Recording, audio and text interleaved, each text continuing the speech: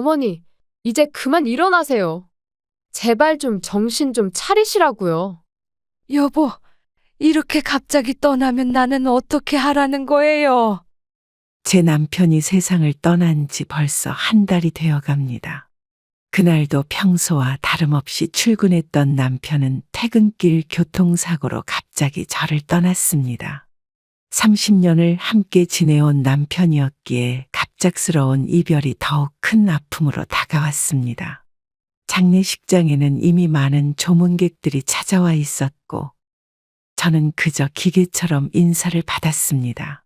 어머님, 너무 자책하지 마세요. 산 사람은 살아야 하잖아요. 엄마, 와이프 말이 맞아요.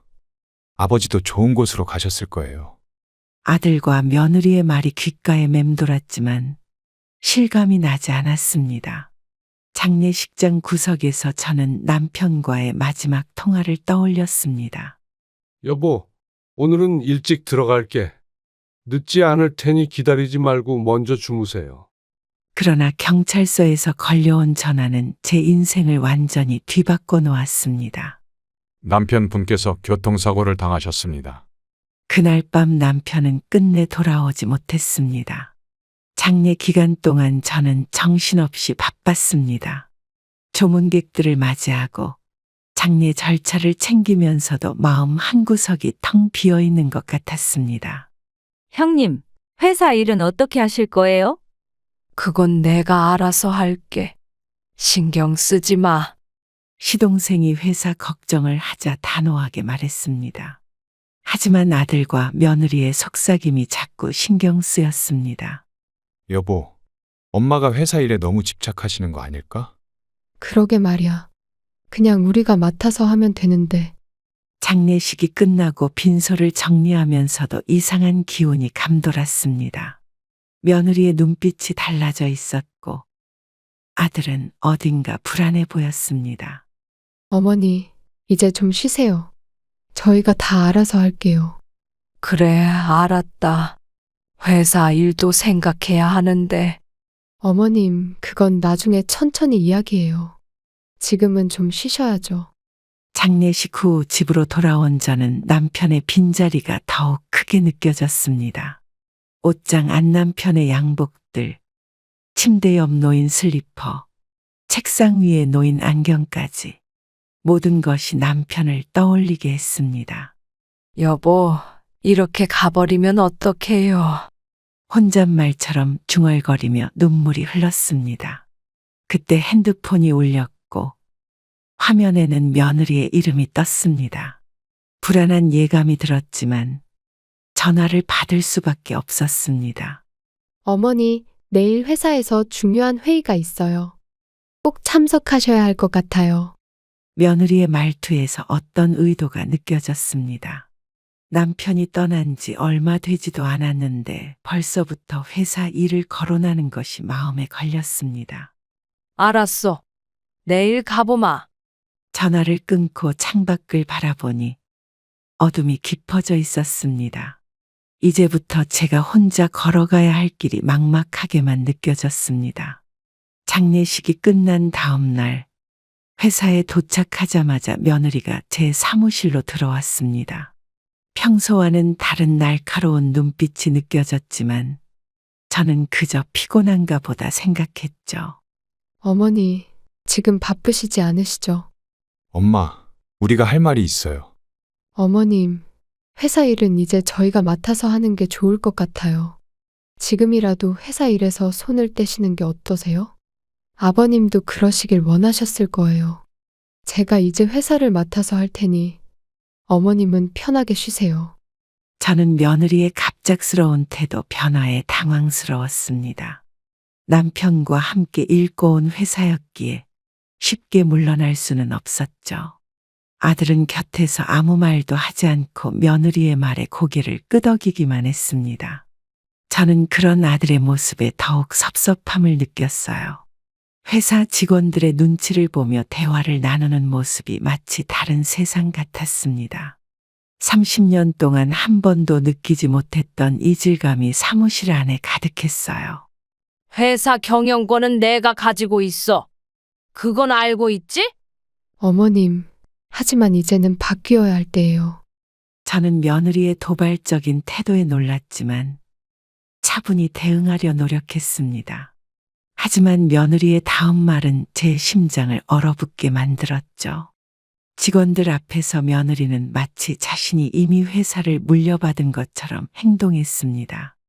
회의 시간에도 저를 의도적으로 배제하려 했고, 중요한 결정들을 자신의 마음대로 처리하려 했어요. 점심시간, 평소 친하게 지내던 이사가 조심스레 제게 다가왔습니다. 그의 표정이 어둡더군요. 사모님, 며느님이 이미 거래처들과 개별적으로 미팅을 하고 계십니다. 요즘 들어 직원들 사이에서도 소문이 많이 돌고 있어요. 저는 그제서야 며느리가 얼마나 체계적으로 이 상황을 준비해 왔는지 깨달았습니다. 남편이 세상을 떠나기 전부터 이미 이런 계획을 세웠던 걸까요? 회의실에서 나오는 직원들의 표정이 좋지 않았습니다. 며느리가 독단적으로 회사의 주요 사업 방향을 바꾸겠다고 선언했다는 소식이 들려왔어요. 어머니, 이제 현실을 받아들이셔야 해요. 회사는 제가 맡아서 할 테니 어머님은 편히 쉬세요. 며느리의 말투는 점점 더 거칠어졌고 눈빛은 차가워졌습니다. 저는 이런 상황이 믿기지 않았어요. 퇴근 시간, 사무실을 정리하면서 남편과 함께 찍은 사진을 바라보았습니다. 그토록 신뢰했던 며느리가 이런 모습을 보일 줄은 상상도 못했네요. 여보, 우리가 그토록 키워온 회사인데. 한숨을 내쉬며 집으로 향했습니다. 이제는 법적인 대응을 준비해야 할 것 같았어요. 회사를 지키기 위해서라도 이런 상황을 더는 방관할 수는 없었거든요. 저녁, 아들이 전화를 걸어왔습니다. 아들의 목소리에는 어떤 감정도 실려 있지 않았어요. 엄마, 이제 와서 회사 일에 연연하실 필요 없잖아요. 그 말을 듣는 순간 제 마음 한켠이 무너져 내렸습니다. 이제는 정말 혼자가 된 것 같은 느낌이 들었어요. 집에 돌아와 창밖을 바라보며 앞으로 벌어질 일들을 생각했습니다. 이제는 제가 직접 나서서 회사와 가족의 미래를 지켜내야 할 때가 온 것 같았어요. 아침부터 며느리가 서류 가방을 들고 제 집을 찾아왔습니다. 평소와는 다른 단단한 표정으로 거실에 앉더니 가방에서 봉투 하나를 꺼냈어요. 어머니, 이거 좀 보셔야 할 것 같아요. 이건 아버님의 유언장이에요. 아버님께서 회사를 저희에게 물려주신다고 직접 쓰신 거예요. 이제 법적으로도 회사는 저희 것이 된 거죠. 어머니, 이제 현실을 받아들이셔야 해요. 엄마, 아빠가 그렇게 결정하신 거야. 저는 그 자리에서 유언장을 읽어내려갔습니다. 남편의 서명이 선명했지만 왠지 모를 위화감이 들었어요. 남편은 생전에 저와 모든 일을 상의했습니다. 하물며 회사의 경영권 같은 중대한 결정을 혼자 내릴 리가 없었죠. 제 손이 떨리기 시작했습니다. 남편의 평소 필체와는 미묘하게 달랐어요. 특히 경영권이라는 단어 앞에 여백이 낯설게 느껴졌습니다. 이 유언장 언제 작성된 거니? 2달 전이요. 아버님께서 몰래 준비하셨대요. 며느리의 대답이 너무 빨랐습니다. 마치 미리 준비해둔 답변처럼 들렸어요. 저는 책상 서랍에서 남편이 평소에 쓰던 메모장을 꺼냈습니다. 남편의 진짜 필체와 유언장의 글씨체를 비교해보니 확연히 달랐어요. 남편은 항상 이응을 쓸 때 특유의 습관이 있었습니다. 하지만 유언장의 글씨에는 그런 특징이 전혀 보이지 않았죠. 이건 위조된 것 같은데? 어머니, 무슨 말씀을 하시는 거예요? 며느리의 얼굴이 순간 굳어졌습니다. 아들은 고개를 돌려 창밖만 바라보고 있었어요. 저는 남편의 서재로 향했습니다. 평소 남편이 중요한 서류를 보관하던 금고를 열어보니 진짜 유언장이 있을 것 같았거든요. 하지만 금고 안은 이미 텅 비어 있었습니다. 며느리가 언제 금고 비밀번호를 알아냈는지 생각만 해도 소름이 돋았어요. 어머니, 이제 와서 그런 의심을 하시면 안 되죠. 엄마, 우리도 다 힘들어요. 저는 며느리와 아들을 바라보며 차분히 말했습니다. 이제는 더 이상 물러설 수 없다는 걸 깨달았거든요. 이 유원장으로 무슨 짓을 하려는 거니? 며느리의 표정이 순간 일그러졌습니다. 제가 이렇게 쉽게 넘어가지 않을 거라고는 예상하지 못했나 봅니다. 그날 밤, 저는 오랜 시간 잠을 이루지 못했습니다. 남편의 진짜 유언이 궁금했지만 더 큰 배신감에 가슴이 먹먹했어요. 이제는 법적인 대응을 준비해야겠다고 마음먹었습니다. 위조된 유언장으로 회사를 가로채려는 시도를 더 이상 두고 볼 수는 없었어요. 아침이 밝아오자 변호사 사무실부터 찾아가기로 했습니다. 이제는 가족이라는 이름으로 모든 걸 참고 넘어갈 수만은 없었거든요. 아침 일찍 회사에 도착하자 직원들의 표정이 어두웠습니다. 며느리가 벌써 와서 이사회를 소집했다는 소식이 들려왔어요. 어머니, 드디어 오셨네요. 어머님, 이제 회사 경영권을 정식으로 이양하셔야 할 것 같아요. 아버님의 유언장도 있으니 이제 순순히 물러나시죠. 엄마, 이러시면 안 돼요. 어머니, 법적 조치를 취하기 전에 마지막으로 말씀드리는 거예요. 이제 현실을 받아들이실 때가 됐어요. 이사회 자료를 보니 며느리가 이미 새로운 임원진 구성까지 맞춰놓은 상태였습니다. 제 이름은 어디에도 없었죠. 회의실 분위기는 차갑기 그지없었습니다. 30년 동안 함께 일해온 직원들도 며느리의 눈치를 보며 말을 아꼈어요. 저는 천천히 자리에서 일어났습니다. 이제는 더 이상 물러설 수 없다는 걸 직원들에게도 보여줘야 했거든요. 이 회사는 내 남편과 내가 함께 일궈낸 거야. 어머니, 과거는 과거일 뿐이에요. 며느리의 차가운 목소리가 회의실에 울렸습니다. 하지만 저는 흔들리지 않았어요. 오후 제 사무실로 찾아온 며느리는 더욱 강한 압박을 가해왔습니다. 아들은 여전히 뒤에서 침묵만 지켰죠. 지금이라도 포기하시면 체면 구길 일은 없을 거예요. 경영권을 넘기시지 않으면 강제로라도 받아낼 수밖에 없어요. 저는 책상 위에 놓인 남편의 사진을 바라보았습니다. 그의 미소가 저에게 힘을 주는 것만 같았어요. 어머님, 마지막으로 한 번만 더 기회를 드릴게요. 더 이상 기다릴 생각은 없습니다. 회의가 끝나고 사무실에 홀로 남아 창밖을 바라보고 있자니 문득 옆 사무실에서 대화 소리가 들려왔어요. 이제 어떻게 할 거야? 걱정 마. 내일이면 다 끝날 거야. 며느리와 아들의 대화였습니다. 저는 그들의 계획이 무엇일지 걱정되기 시작했어요. 어머님, 내일까지 답을 주세요. 저녁 무렵 현관 초인종이 요란하게 울렸습니다. 문을 열자 아들과 며느리가 예고도 없이 들어섰어요.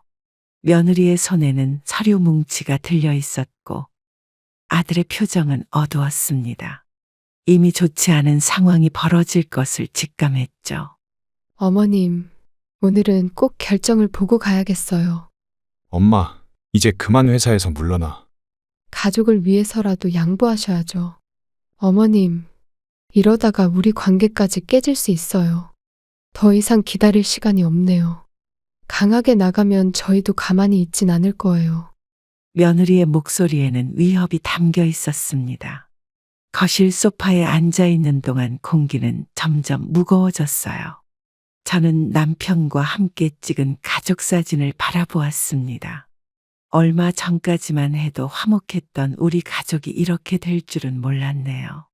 며느리는 서류를 탁자 위에 펼쳐놓더니 회사 지분 포기각서를 내밀었습니다. 이미 다 준비해온 것 같았어요. 저의 침묵이 이어지자 며느리의 태도는 더욱 거칠어졌습니다. 아들은 여전히 뒤에서 어깨만 움츠리고 있었죠. 이게 마지막 기회예요. 어머님이 고집을 부리시면 우리도 어쩔 수 없어요. 한숨을 내쉬며 자리에서 일어났습니다. 이제는 더 이상 참을 수 없었어요. 이런 식으로 나오면 너희들도 좋을 게 없을 텐데. 엄마, 왜 이렇게까지 하시는 거예요? 창밖으로 비가 내리기 시작했습니다.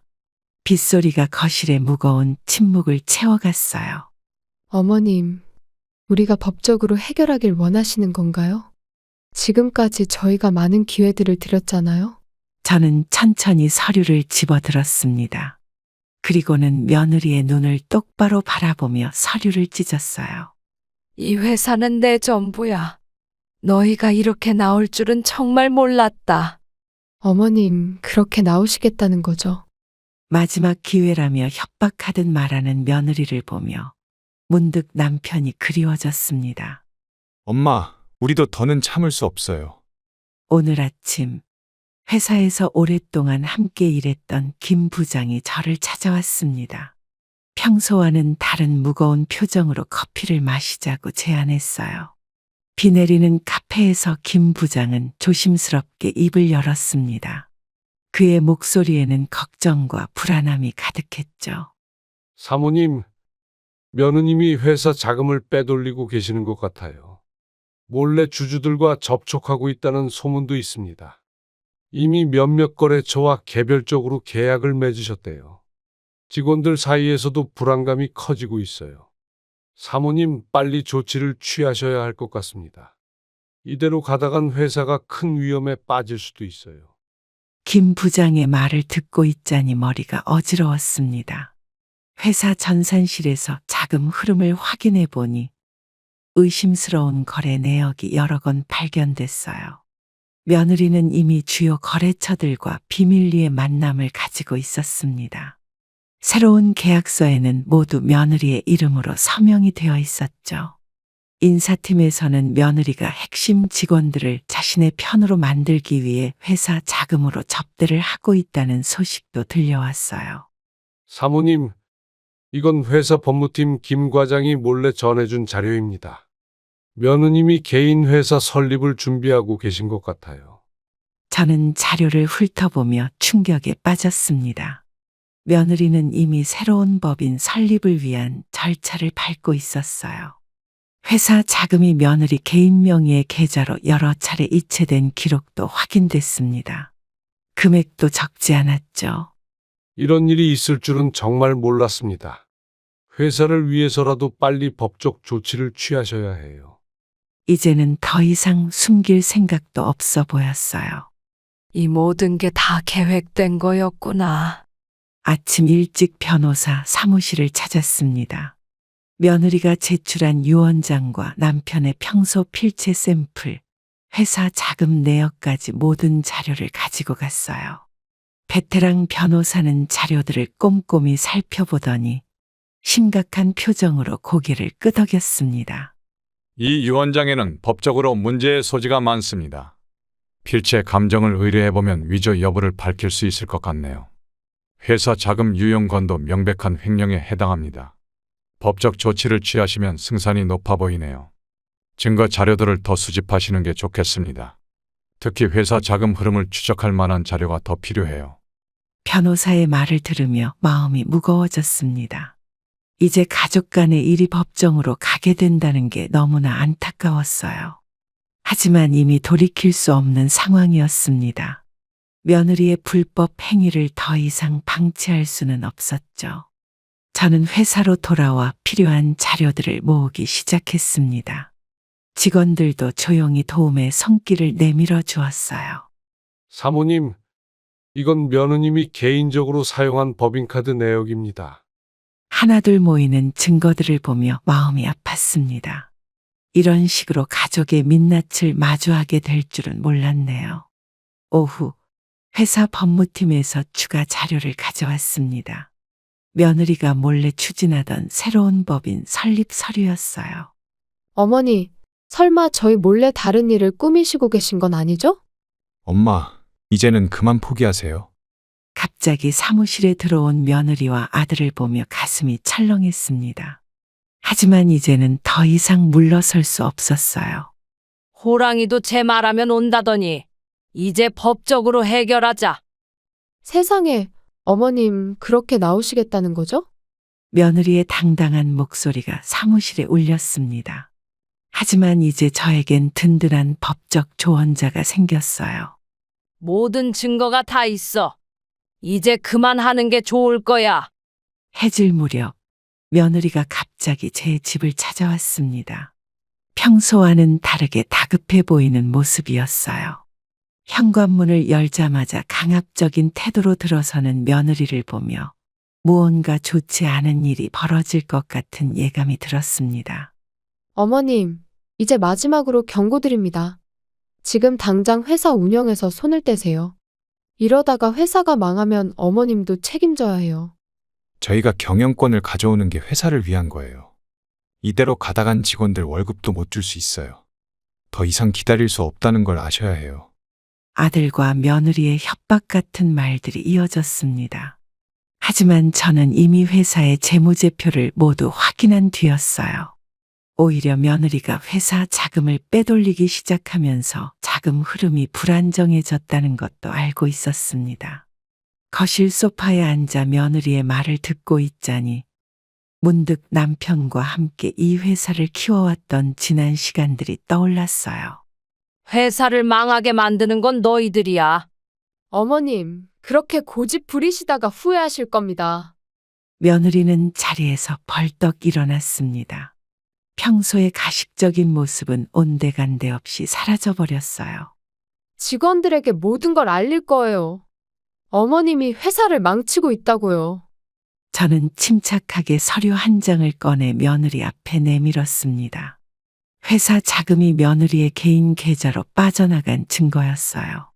이걸 직원들한테 보여주면 좋겠니? 며느리의 얼굴이 순간 하얗게 변했습니다. 이런 반격은 예상하지 못했나 봐요. 어머님, 이걸 어떻게 들고 계세요? 나가봐. 더 이상 할 말 없지? 현관문이 쾅 하고 닫히는 소리가 들렸습니다.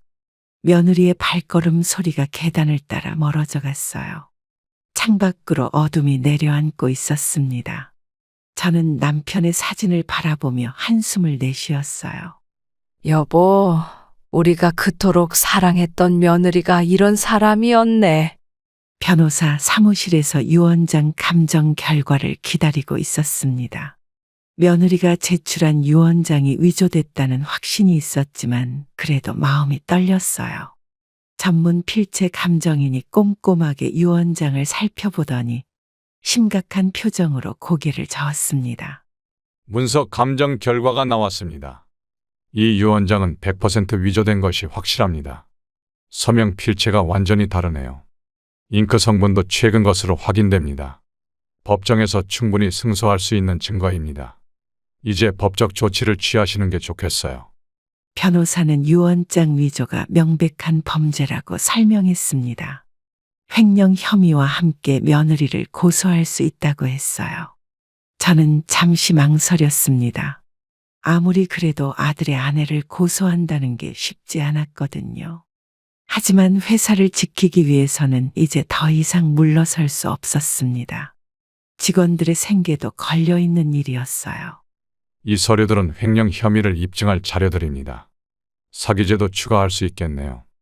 변호사가 고소장을 작성하는 동안 제 손이 떨리기 시작했습니다. 이런 날이 올 줄은 정말 몰랐어요. 며느님을 구속 수사해야 할 수도 있습니다. 어머님, 마음의 준비를 단단히 하셔야 해요. 그때 갑자기 사무실 문이 열렸습니다. 아들과 며느리가 예고도 없이 들어섰어요. 엄마, 이러시면 안 돼요. 어머님, 저희 모두 망하자는 거예요. 며느리의 얼굴이 창백해졌습니다. 제 앞에 놓인 서류들을 보더니 순간 다리에 힘이 풀리는 듯 했어요. 이제 와서 협박해봤자 소용없어. 변호사는 담담하게 상황을 설명했습니다. 이미 모든 증거가 확보된 상태라고 하자 아들과 며느리의 표정이 굳어졌어요. 어머님, 제가 잘못했어요. 그렇게 아들과 며느리와의 신경전을 벌인 후 일단 집에 가서 휴식을 취하기로 했습니다. 남편의 죽음과 가족 간의 갈등으로 밤잠을 설치다 보니 건강이 급격히 나빠진 것 같았어요. 아침에 일어나려는데 갑자기 어지럼증이 찾아왔습니다. 화장실로 가다가 그만 쓰러질 뻔했어요. 괜찮으세요? 이러다 큰일 나겠어요. 병원에 가보시는 게 좋겠습니다. 얼굴이 많이 안 좋아 보이세요. 옆집 할아버지가 구급차를 불러주셨습니다. 며칠 전부터 제가 힘들어하는 걸 눈여겨보고 계셨나 봐요. 응급실에서 기본적인 검사를 받았습니다. 의사 선생님은 스트레스로 인한 탈진 증세라고 했어요. 하지만 정밀 검사가 필요하다며 입원을 권유하셨습니다. 저는 회사 일이 걱정되어 망설였지만 더는 버틸 수 없는 상태였어요. 어머님, 저희가 왔어요. 엄마, 많이 아프신 거예요? 병실에 들어선 아들과 며느리의 목소리가 들렸습니다. 하지만 저는 눈을 감은 채 모른 척했어요. 직원들이 보내준 문자를 확인하니 며느리가 제가 입원한 틈을 타서 회사 문서들을 뒤지고 있다는 내용이었습니다. 어머님, 이참에 회사 일은 저희한테 맡기시죠. 엄마도 이제 쉬셔야죠. 며느리의 말에는 위로보다 계산된 의도가 담겨 있었습니다. 자신의 목적을 이루기 위해 제 건강마저 이용하려는 것 같았어요. 병실 창밖으로 노을이 지고 있었습니다. 문득 남편이 살아계실 때 함께 봤던 석양이 떠올랐어요. 제가 간병인이라도 구해드릴게요. 그동안 회사 일은 제가 알아서 처리할 테니 걱정 마세요. 저는 눈을 감은 채 한숨을 내쉬었습니다. 이제는 정말 제 건강도 챙기면서 이 상황을 해결해 나가야 할 것 같았어요.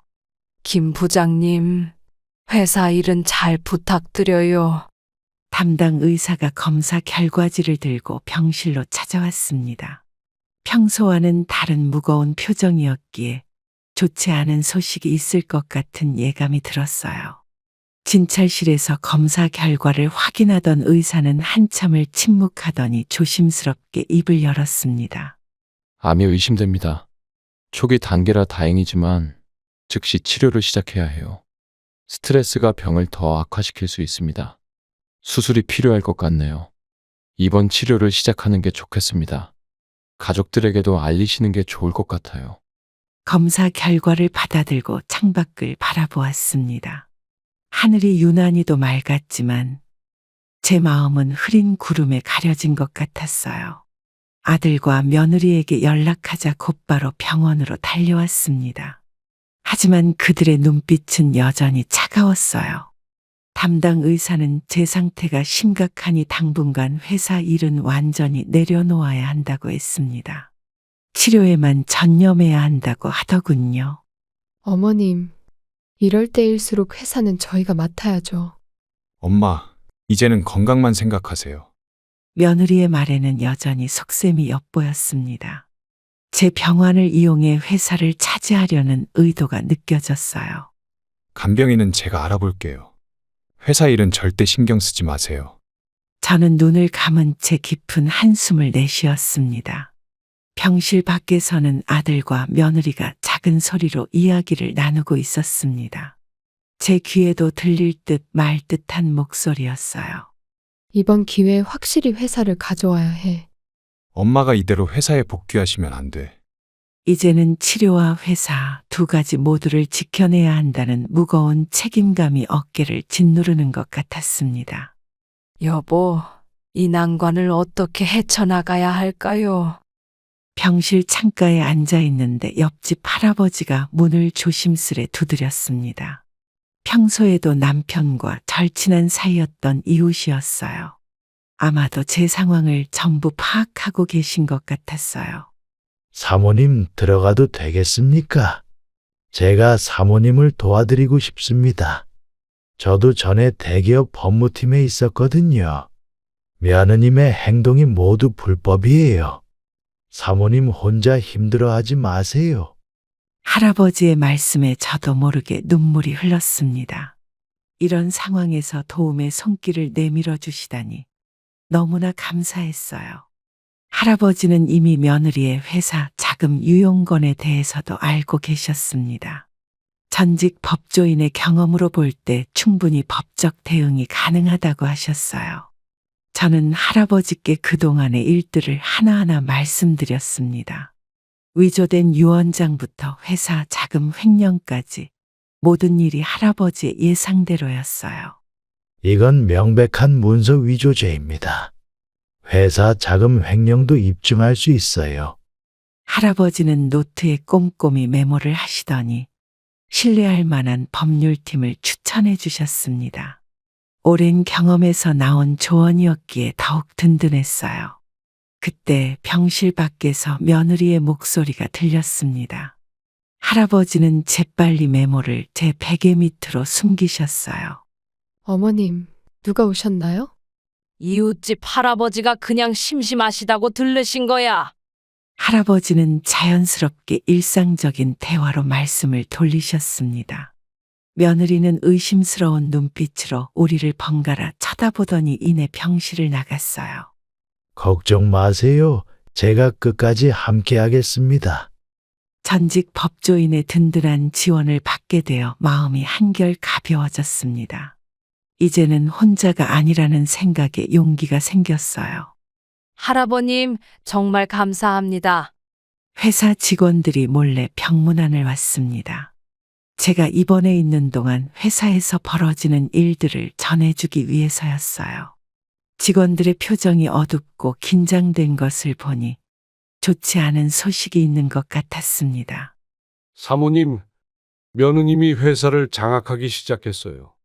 이사회를 마음대로 주도하고 있습니다. 직원들에게는 강압적인 태도로 나오세요.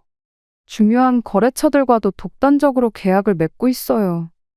회사 분위기가 완전히 달라졌습니다. 빨리 돌아오셔야 할 것 같아요.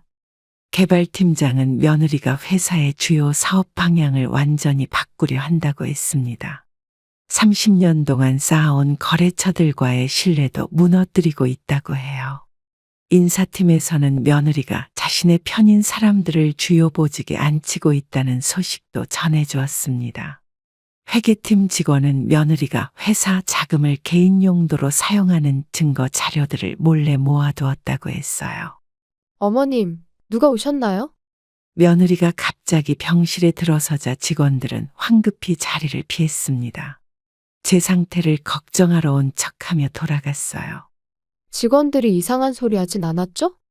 회사는 제가 잘 꾸려나가고 있으니 걱정 마세요. 며느리의 말투에는 자신감이 넘쳤습니다. 마치 이미 회사가 자신의 것이 된 것처럼 굴더군요. 퇴근 시간이 다가오자 며느리도 병실을 나섰습니다. 하지만 저는 직원들이 전해준 소식에 잠을 이룰 수가 없었어요.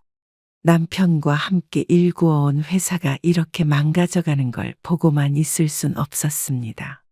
이제는 무슨 일이 있어도 제가 나서야 할 때가 온 것 같았어요.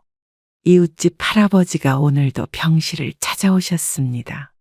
이번에는 전직 법률팀장이었던 친구분과 함께 오셨어요.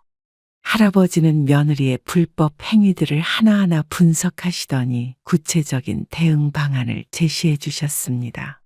할아버지의 조언을 들으며 마음을 다잡았습니다.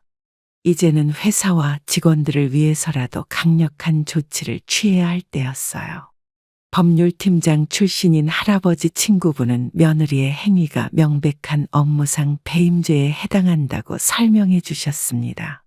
직원들이 모아둔 증거들도 법정에서 충분한 효력을 발휘할 수 있다고 하셨어요. 이제 승산이 보이기 시작했습니다. 걱정 마세요. 제가 끝까지 도와드리겠습니다. 내일부터 본격적으로 법적 대응을 시작하시죠.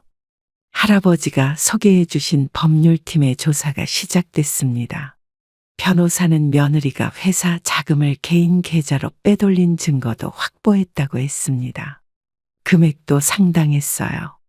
회계팀이 몰래 모아둔 자료들도 결정적인 증거가 됐습니다. 며느리의 불법 행위가 하나씩 드러나기 시작했어요. 직원들이 제보한 내용도 도움이 됐습니다. 며느리가 거래처와 맺은 비밀 계약서들이 발견됐거든요. 어머님, 무슨 일 있으신가요? 엄마, 왜 이렇게 많은 사람들이 찾아오죠? 며느리와 아들이 병실에 들어섰을 때 저는 이미 모든 증거를 확보한 뒤였습니다. 더는 숨길 것도 없었어요. 이제 모든 게 밝혀졌어. 저의 한마디에 며느리의 얼굴이 하얗게 변했습니다. 아들은 멍하니 서 있기만 했고요. 법률팀은 내일이면 검찰에 고발장을 제출할 거라고 했습니다. 이제 더 이상 물러설 곳이 없었어요. 이제라도 모든 걸 인정하고 돌려놔. 며느리의 태도가 갑자기 달라졌습니다. 오늘 아침 병실로 찾아온 며느리의 얼굴은 전과는 완전히 달랐어요. 평소에 강압적이고 거만한 모습은 온데간데 없이 사라지고 마치 예전의 며느리로 돌아간 것 같았습니다. 어머님, 제가 잘못했어요. 저희가 너무 욕심을 부렸나 봐요. 이제 모든 걸 돌려놓을게요. 어머님만 고소를 취하해 주세요. 회사도 다시 어머님께 돌려드리겠습니다. 이렇게 될 줄은 몰랐어요. 하지만 저는 며느리의 갑작스러운 태도 변화를 믿을 수 없었습니다. 지난 시간 동안 보여준 행동들이 떠올랐기 때문이에요. 법률팀에서도 며느리의 진정성을 의심했습니다. 증거가 나오자 급히 꺾이는 모습이 진심이 아닌 것 같다고 했어요. 며느리는 눈물까지 보이며 애원했습니다. 하지만 그 눈물 속에는 계산된 의도가 숨어 있는 것 같았어요. 어머님, 저희 손주도 생각해 주세요. 엄마, 이제 정말 뉘우쳤나 봐요. 아들까지 나서서 며느리를 두둔했습니다. 하지만 저는 이미 결심을 굳혔어요. 이제는 가족이라는 이유로 불법 행위를 덮어줄 수는 없었습니다. 회사와 직원들을 위해서라도 명확한 선을 그어야 했어요. 잘못한 걸 알면서 왜 그랬니? 며느리는 대답 대신 고개만 숙였습니다. 창밖으로 비가 내리기 시작했어요. 이제 내일이면 검찰에 고발장이 제출될 예정입니다. 뒤늦은 후회로는 이미 저지른 잘못을 덮을 수 없었어요. 이제 와서 용서를 빌어도 소용없어. 드디어 법적 대응이 시작됐습니다. 아침 일찍 변호사님이 검찰청에 고발장을 제출했다는 연락이 왔어요. 며느리의 유언장 위조와 회사 자금 횡령 혐의에 대한 수사가 본격적으로 시작된다고 했습니다. 며느님에 대한 구속영장이 발부될 겁니다. 이제 회사 경영권도 되찾을 수 있습니다. 검찰에서 압수수색도 나올 거예요. 며느님의 개인 계좌도 조사가 들어갈 겁니다. 이제 모든 것이 밝혀질 거예요. 법률팀의 설명을 듣고 있자니 마음이 무거워졌습니다. 가족 간의 일이 이렇게 법정으로 가게 될 줄은 몰랐네요. 하지만 이미 시작된 일 끝까지 가야 했습니다. 회사와 직원들의 미래가 걸린 문제였으니까요. 검찰 수사관들이 회사로 향했다는 소식이 들려왔습니다. 며느리의 사무실부터 압수수색이 시작됐대요. 어머님, 제발 이러지 마세요. 엄마, 우리 가족인데 어떻게 이럴 수가 있어요? 아들과 며느리가 병실로 뛰어왔지만 이미 돌이킬 수 없는 상황이었습니다. 이제 진실이 하나둘 밝혀질 테고 법의 심판대 위에서 모든 것이 가려질 거라고 생각하니 오히려 마음이 담담해졌어요. 이제 와서 가족이라고 하지 마. 사무실에서는 직원들이 검찰 조사에 적극 협조하고 있다는 소식이 들려왔습니다. 모두가 정의가 바로 서길 바라고 있었나 봐요. 어머니, 제가 정말 죄송합니다. 며느리의 눈에서 눈물이 흘렀지만 이미 때는 늦었습니다. 이제 법이 모든 것을 판단할 거예요. 이제 검찰에 가서 실토하는 게 좋을 거야.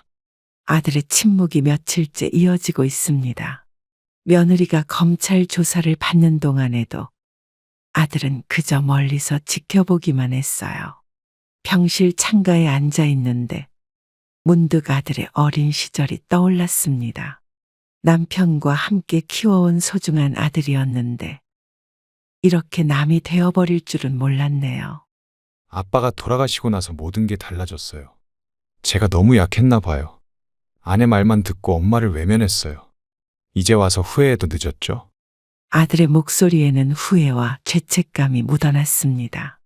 하지만 저는 더 이상 그의 말에 마음이 흔들리지 않았어요. 이제는 아들마저도 타인처럼 느껴졌습니다. 그동안 며느리의 잘못된 행동을 묵인하고 방관했던 시간들이 떠올랐어요. 회사에서는 검찰 조사가 한창이라는 소식이 들려왔습니다. 직원들도 하나둘씩 조사를 받고 있다고 해요. 엄마가 이러시면 저는 어떻게 해요? 아내도 구속되고 이제 회사도 잃게 생겼어요. 아들은 여전히 자신의 입장만 생각하고 있었습니다. 회사와 직원들의 미래는 안중에도 없는 것 같았어요. 검찰 조사실에서 며느리가 모든 것을 실토했다는 소식이 들려왔습니다. 유언장 위조부터 회사 자금 횡령까지 모든 사실을 인정했대요.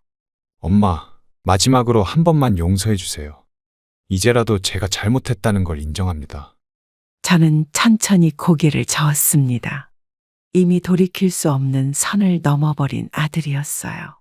남편이 그토록 아끼던 아들인데 이렇게 변해버릴 줄은 정말 몰랐습니다. 돈 앞에서 가족도 버린 아들을 보며 마음이 아팠어요. 이제 더 이상 내 아들이 아니야. 엄마, 창밖으로 늦가을 비가 내리고 있었습니다. 마치 제 마음처럼 쓸쓸한 날씨였어요. 며느리의 구속 영장이 발부됐다는 소식이 들려왔습니다. 이제 아들도 공범으로 조사를 받게 될 거라고 해요.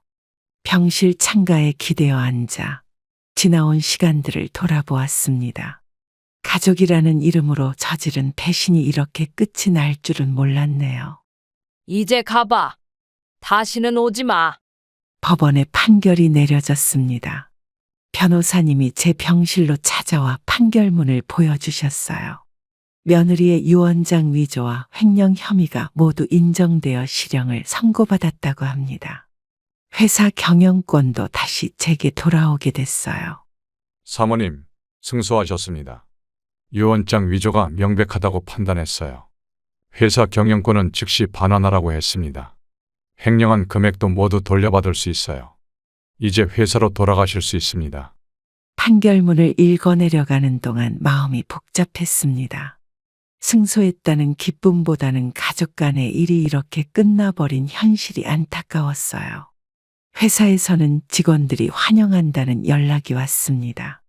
며느리가 회사를 떠나고 나니 모두가 안도하는 분위기라고 해요. 그동안 쌓아온 거래처들과의 관계도 하나둘 회복되기 시작했습니다. 며느리가 맺은 불공정 계약들도 모두 재검토하기로 했어요. 어머님, 마지막으로 한 말씀만 드리면 안 될까요? 엄마, 저희가 정말 큰 잘못을 했어요.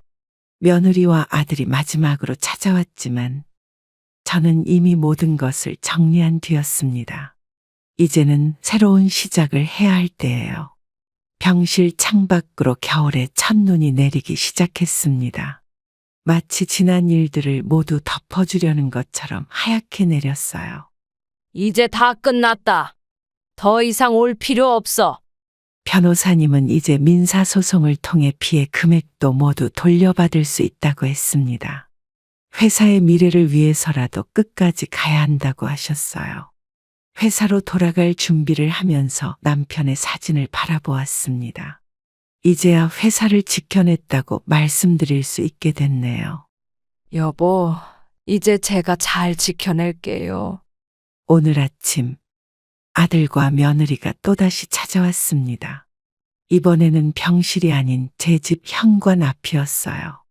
며느리는 출소 후 처음으로 제 앞에 나타났습니다. 예전에 도도하고 날카로운 모습은 온데간데 없이 사라졌더군요. 모든 걸 뉘우치고 있습니다. 다시는 이런 일이 없을 거예요. 엄마, 저희를 한 번만 용서해 주세요. 이제는 정말 달라질게요. 제발 마지막 기회를 주세요.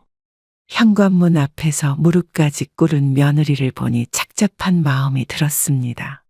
한때는 딸처럼 여겼던 사람인데 이렇게 남이 되어버렸네요. 아들은 고개를 푹 숙인 채 그저 서 있기만 했습니다. 예전에 당당하고 의욕 넘치던 모습은 찾아볼 수 없었어요. 이웃들의 시선이 느껴졌지만 저는 담담하게 그들을 바라보았습니다. 이미 마음속으로 정리가 끝난 일이었으니까요. 이제 와서 무릎을 꿇어도 소용없어. 엄마, 저희가 얼마나 반성했는지 아세요? 며느리의 눈에서는 눈물이 흘렀고 아들은 어깨를 떨며 흐느꼈습니다. 하지만 저는 더 이상 그들의 눈물의 마음이 움직이지 않았어요. 옆집 할아버지가 조용히 다가와 제 어깨를 토닥여 주셨습니다. 이제는 그분이 제게 더 가까운 가족같이 느껴졌어요. 돌아가. 이제 더 이상 찾아오지도 마. 현관문을 닫으며 들려오는 흐느낌 소리가 점점 멀어져 갔습니다. 창밖으로는 겨울 햇살이 따스하게 비치고 있었어요. 이제 저는 새로운 시작을 해야 합니다. 가족이라는 이름으로 저지른 배신을 용서할 순 없지만 앞으로 나아가야 할 때예요. 여보, 우리 아들을 잘못 키웠나 봐요. 회사로 돌아온 첫날, 저는 새로운 경영진 구성을 위한 회의를 소집했습니다. 이제는 제 나이도 있고 건강도 좋지 않아 전문 경영인을 영입하기로 했어요. 이웃집 할아버지께서 추천해 주신 전문가들이 한자리에 모였습니다. 모두 업계에서 경험이 풍부한 분들이었어요. 사모님, 회사의 새로운 도약을 준비하겠습니다. 직원들의 신뢰를 먼저 회복하는 게 중요할 것 같습니다. 거래처와의 관계도 재정립해야 해요. 새로운 사업 방향도 검토해 보겠습니다. 직원들의 복지도 개선하고 싶습니다. 사모님께서 이루어 놓으신 기업 문화를 잘 이어가겠습니다. 새로운 경영진의 말 한마디 한마디에서 진정성이 느껴졌습니다. 남편과 제가 일궈온 회사의 가치를 이해하고 있다는 게 보였어요. 특히 신임 대표이사는 직원들과의 소통을 가장 중요하게 생각한다고 했습니다. 그동안 며느리 때문에 상처받은 직원들의 마음을 달래는 게 먼저라고 하더군요. 이제 회사는 저희에게 맡기시고 푹 쉬세요. 직원들이 사모님 건강을 많이 걱정하고 있어요. 저는 제 사무실을 정리하기 시작했습니다. 30년 동안 남편과 함께 쌓아온 추억들이 하나둘 눈에 들어왔어요. 창밖으로는 겨울 햇살이 따스하게 비치고 있었습니다. 회사의 새로운 출발을 축복해주는 것만 같았어요. 여보, 이제 회사는 좋은 분들이 맡아주실 거예요. 직원들은 제가 완전히 물러나는 걸 아쉬워했지만 이제는 젊은 경영진에게 맡길 때가 됐다고 생각했습니다. 새로운 출발을 준비하는 회사를 보며 마음이 뿌듯했습니다. 이제는 제가 아니어도 회사가 잘 운영될 거란 확신이 들었어요. 사모님, 이제 편히 쉬시면서 가끔 놀러 오세요. 회사에서 물러난 후 저는 이웃집 할아버지와 함께 지역 봉사활동을 시작했습니다. 동네 노인정에서 무료 급식 봉사를 하는 일부터 시작했어요. 할아버지는 법 쪽의 경험을 살려 지역 주민들의 법률 상담도 해주셨습니다. 저도 그 옆에서 도움이 필요한 분들의 이야기를 들어주기 시작했어요. 사모님, 이제 좀 편해 보이시네요. 우리 같이 좋은 일 해봐요. 덕분입니다. 어르신 감사했어요. 이렇게 사는 것도 참 행복하지 않나요? 내일은 경로당에서 식사 봉사가 있습니다. 요양원에도 한번 가보면 어떨까요? 좋습니다. 새로운 인생을 시작하셨네요. 할아버지의 따뜻한 말씀에 저도 모르게 미소가 지어졌습니다. 회사 일에만 매달려 살던 제게 이런 봉사활동은 새로운 희망이 되어 주었어요. 요양원에서는 제 나이 또래의 어르신들을 만나 이야기를 나누었습니다. 그분들의 삶의 이야기를 들으며 많은 위로를 받았어요. 동네 작은 도서관에서는 아이들에게 책을 읽어주는 봉사도 시작했습니다. 순수한 아이들의 웃음소리를 들으며 마음이 치유되는 것 같았어요.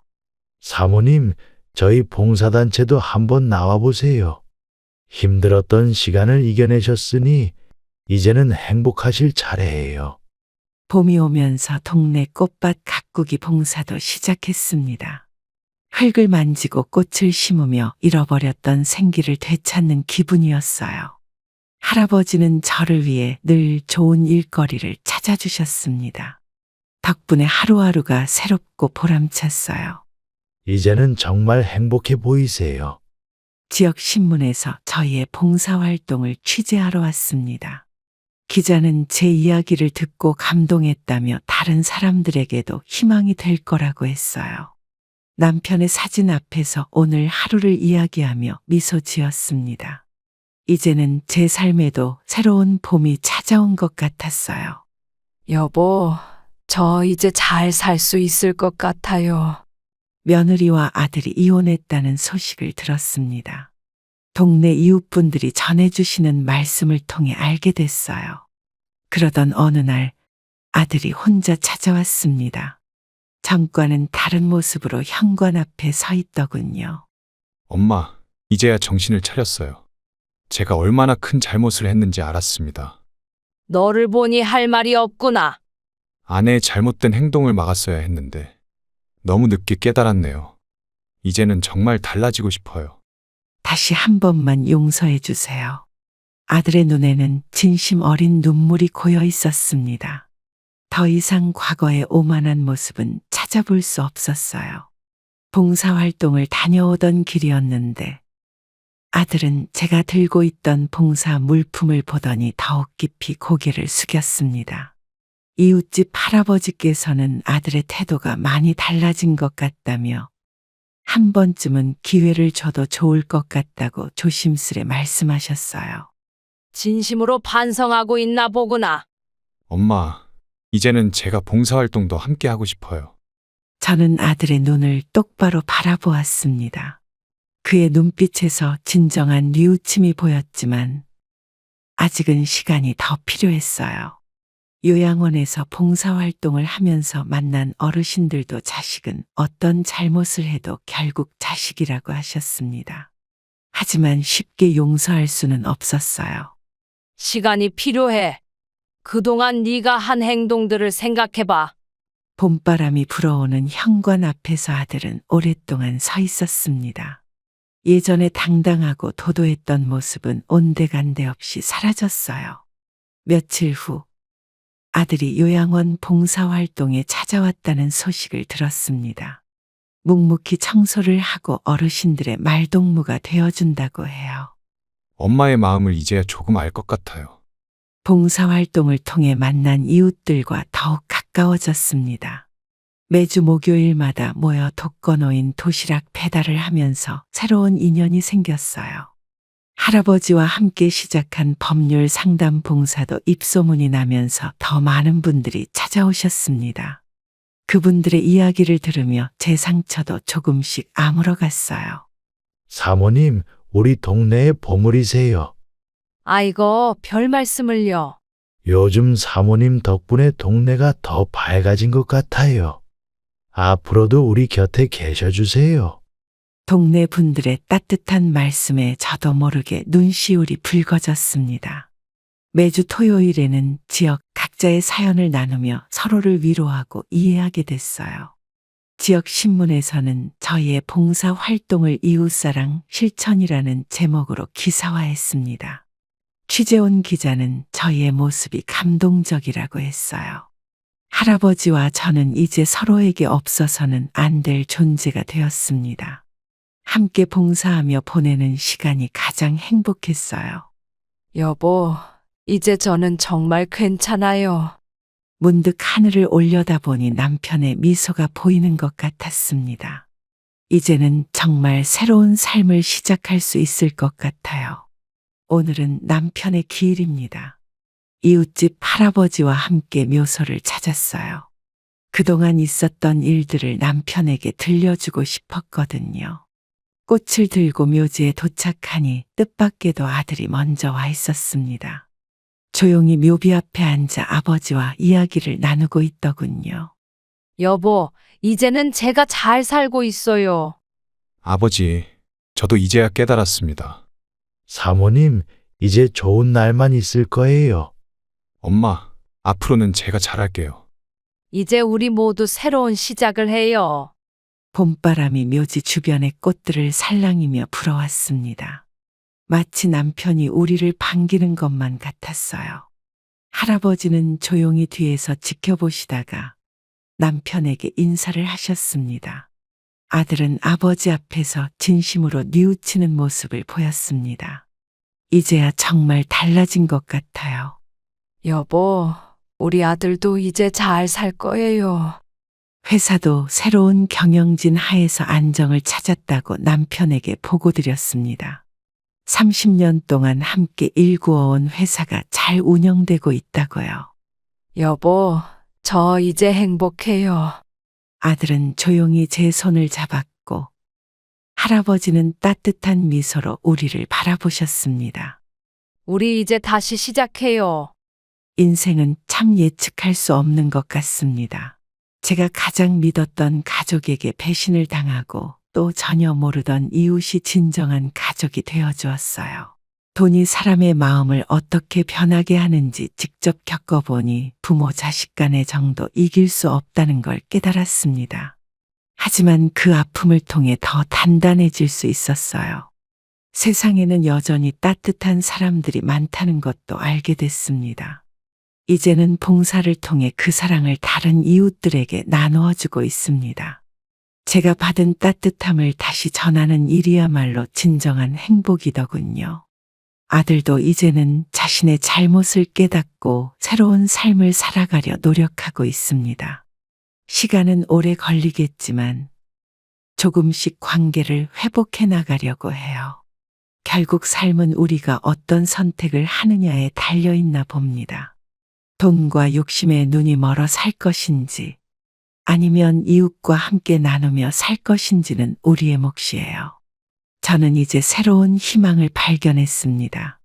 더 이상 과거에 연연하지 않고 오늘 하루 제가 할 수 있는 선한 영향력을 전하며 살아가려고 해요. 이것이 제가 이 힘든 시간을 통해 배운 가장 큰 깨달음이었습니다. 어머니, 여기서 일하시는 거예요? 그래, 30년 넘게 운영했다. 왜 그러니? 이런 허름한 곳에서 일하신다고요? 저희 부모님은 이런데 발도 안 들이세요. 순간 저는 할 말을 잃고 그 자리에 굳어버렸습니다. 며느리는 코웃음을 치듯 가게를 한 바퀴 둘러보더니 금세 자리를 떴어요. 어머니, 저 먼저 가보겠습니다. 가게를 나서는 며느리의 뒷모습을 보며 가슴 한켠이 아려왔습니다. 아들은 며느리의 행동을 미안해하며 사과했지만 저는 이미 마음이 무거워졌어요. 30년 동안 이 가게를 운영하며 이런 무시는 처음 당해봤거든요. 사장님, 오늘은 일찍 들어가세요. 제가 마무리할게요. 아니야, 괜찮아. 신경 쓰지 않아도 돼. 오랫동안 함께 일해온 직원이 걱정스러운 눈빛으로 저를 바라봤어요. 하지만 저는 괜찮다며 웃어넘겼죠. 사장님, 좋았어요. 네, 금방 나갈게요. 일에 집중하려 해도 마음이 산란했지만 손님들 앞에서는 표현하지 않으려 했었어요. 그날 밤 혼자 가게 문을 닫으며 오늘 있었던 일을 곰곰이 되새겨봤어요. 어머님, 다음에 또 찾아뵐게요.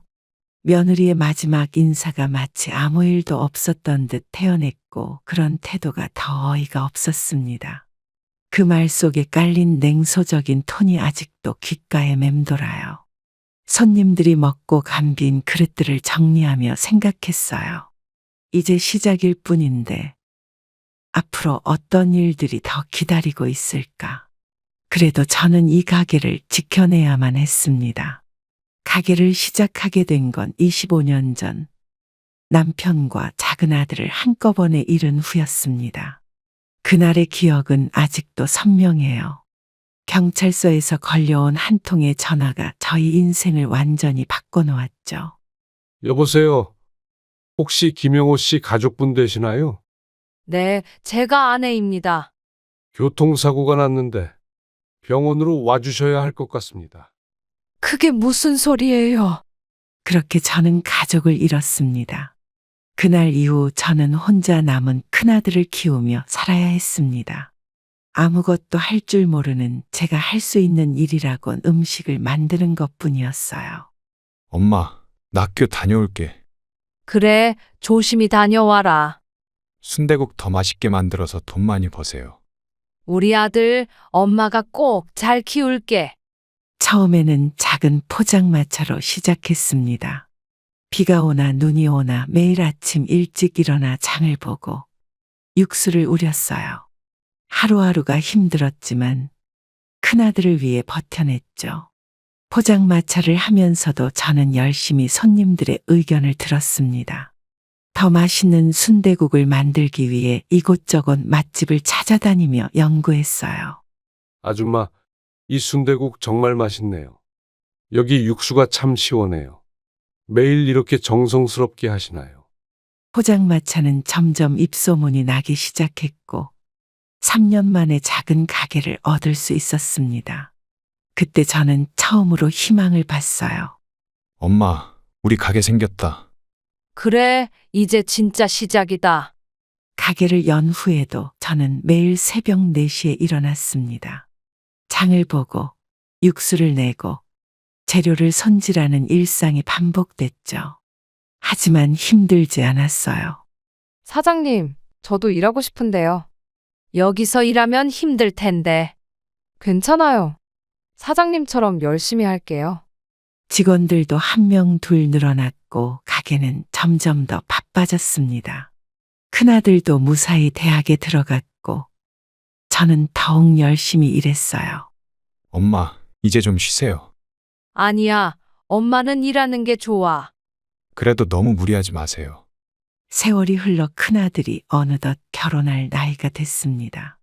저는 아들이 좋은 짝을 만나길 바라며 매일 기도했어요. 하지만 며느리가 들어오고 난 뒤 가게는 조금씩 달라지기 시작했습니다. 며느리의 무시하는 태도에 저는 날이 갈수록 움츠러들었어요. 어머니, 이런 일 그만두시죠. 이제 나이도 있으시잖아요. 저희가 모실게요. 며느리의 말 한마디 한마디가 저를 찔렀습니다. 30년 가까이 일군 가게인데 이렇게 무시당하는 게 참 서글펐어요. 가게 한켠에 있는 남편과 작은 아들의 사진을 보며 생각했습니다. 이들이 있었다면 지금쯤 어떤 모습일까 하는 생각이 들더라고요. 설날을 맞아 아들과 며느리가 가게에 왔습니다. 명절이라 가게는 쉬었지만 저는 아침 일찍부터 일어나 음식 준비를 했어요. 아들이 좋아하는 반찬들을 하나하나 정성스럽게 만들었죠. 엄마, 이제 그만 일어나세요. 엄마가 네가 좋아하는 거 해주고 싶어서 그래. 어머니, 저희가 사다 드릴게요. 사온 것보다 직접 한 게 맛있지. 저는 며느리에게도 음식을 권했어요. 명절이니 며느리의 마음도 조금은 풀렸을까 싶어서였죠. 하지만 며느리는 여전히 눈살을 찌푸리며 음식을 거의 건드리지 않았어요. 밤이 되고 가게 뒷정리를 하던 중 우연히 아들과 며느리의 대화가 들렸습니다. 저는 그만 그 자리에 멈춰 섰어요. 여보, 우리 엄마 가게 좀 부끄럽긴 해. 그러게 말이에요. 좀 더 고급스럽게 바꿔야 하는데 엄마가 고집이 세서 말이야. 언제까지 이런 허름한 가게에서 장사하실 거래? 아들과 며느리의 말에 저는 그만 숨이 막혔습니다. 엄마가 자랑스럽다던 아들의 말은 다 거짓이었나 봐요. 며느리 앞에서는 저희 가게가 부끄럽다고 하다니 가슴 한켠이 시려왔지만 저는 아무 말도 할 수 없었어요. 저는 조용히 뒷문으로 나와 밤거리를 걸었습니다. 사장님, 괜찮으세요? 그래, 걱정하지 마. 오래된 직원이 걱정스레 물었지만 저는 괜찮다고 웃어넘겼어요. 하지만 마음 한구석이 무너져 내리는 것 같았습니다. 30년 동안 이 가게를 꾸려오면서 저는 한 번도 부끄러워한 적이 없었어요. 오히려 자부심을 가지고 있었죠. 이 가게에서 아들을 키웠고 대학도 보냈습니다. 수많은 손님들이 맛있게 드시고 가시면서 건네주시는 말씀이 저의 자부심이었어요. 하지만 정작 제 아들은 이 가게를 부끄러워한다니 저는 그날 밤 처음으로 제 일이 부끄럽게 느껴졌습니다. 사장님, 이제 들어가세요. 응, 니들도 들어가. 밤늦게까지 혼자 가게에 앉아있던 저는 결국 직원들의 걱정 어린 목소리에 자리에서 일어났어요.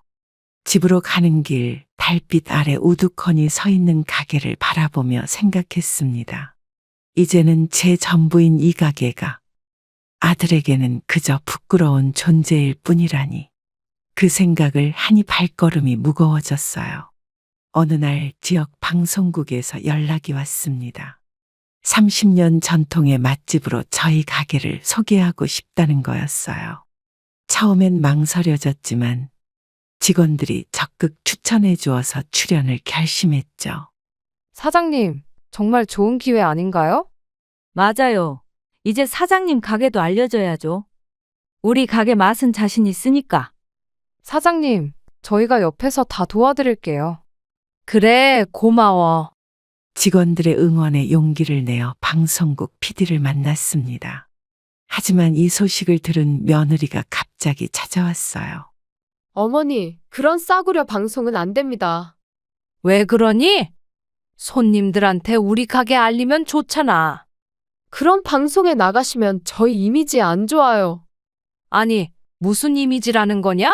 우리 가게 홍보되면 얼마나 좋니?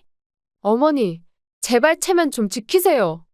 며느리의 반대에도 불구하고 저는 방송 출연을 강행했습니다. 이제는 제 의지대로 해보고 싶었어요. 촬영 날, 저는 평소처럼 새벽부터 일어나 장을 보고 육수를 냈습니다. 카메라 앞이라 긴장됐지만 30년 동안 해온 일이라 손에 익어 있었죠. 사장님, 이 육수는 어떻게 내시는 거예요? 매일 새벽에 장 보시는 게 힘들지 않으세요? 30년 동안 한 번도 쉬지 않고 하셨다면서요? PD가 던지는 질문에 저는 솔직하게 답했어요. 제가 걸어온 30년의 세월을 진심을 담아 이야기했습니다. 촬영이 끝나고 며느리가 또다시 찾아왔어요. 이번에는 아들까지 데리고 왔더라고요. 어머니, 방송 나가시면 안 된다고 했잖아요. 엄마, 우리 좀 생각해 주세요. 난 그냥 내 가게 알리고 싶었어.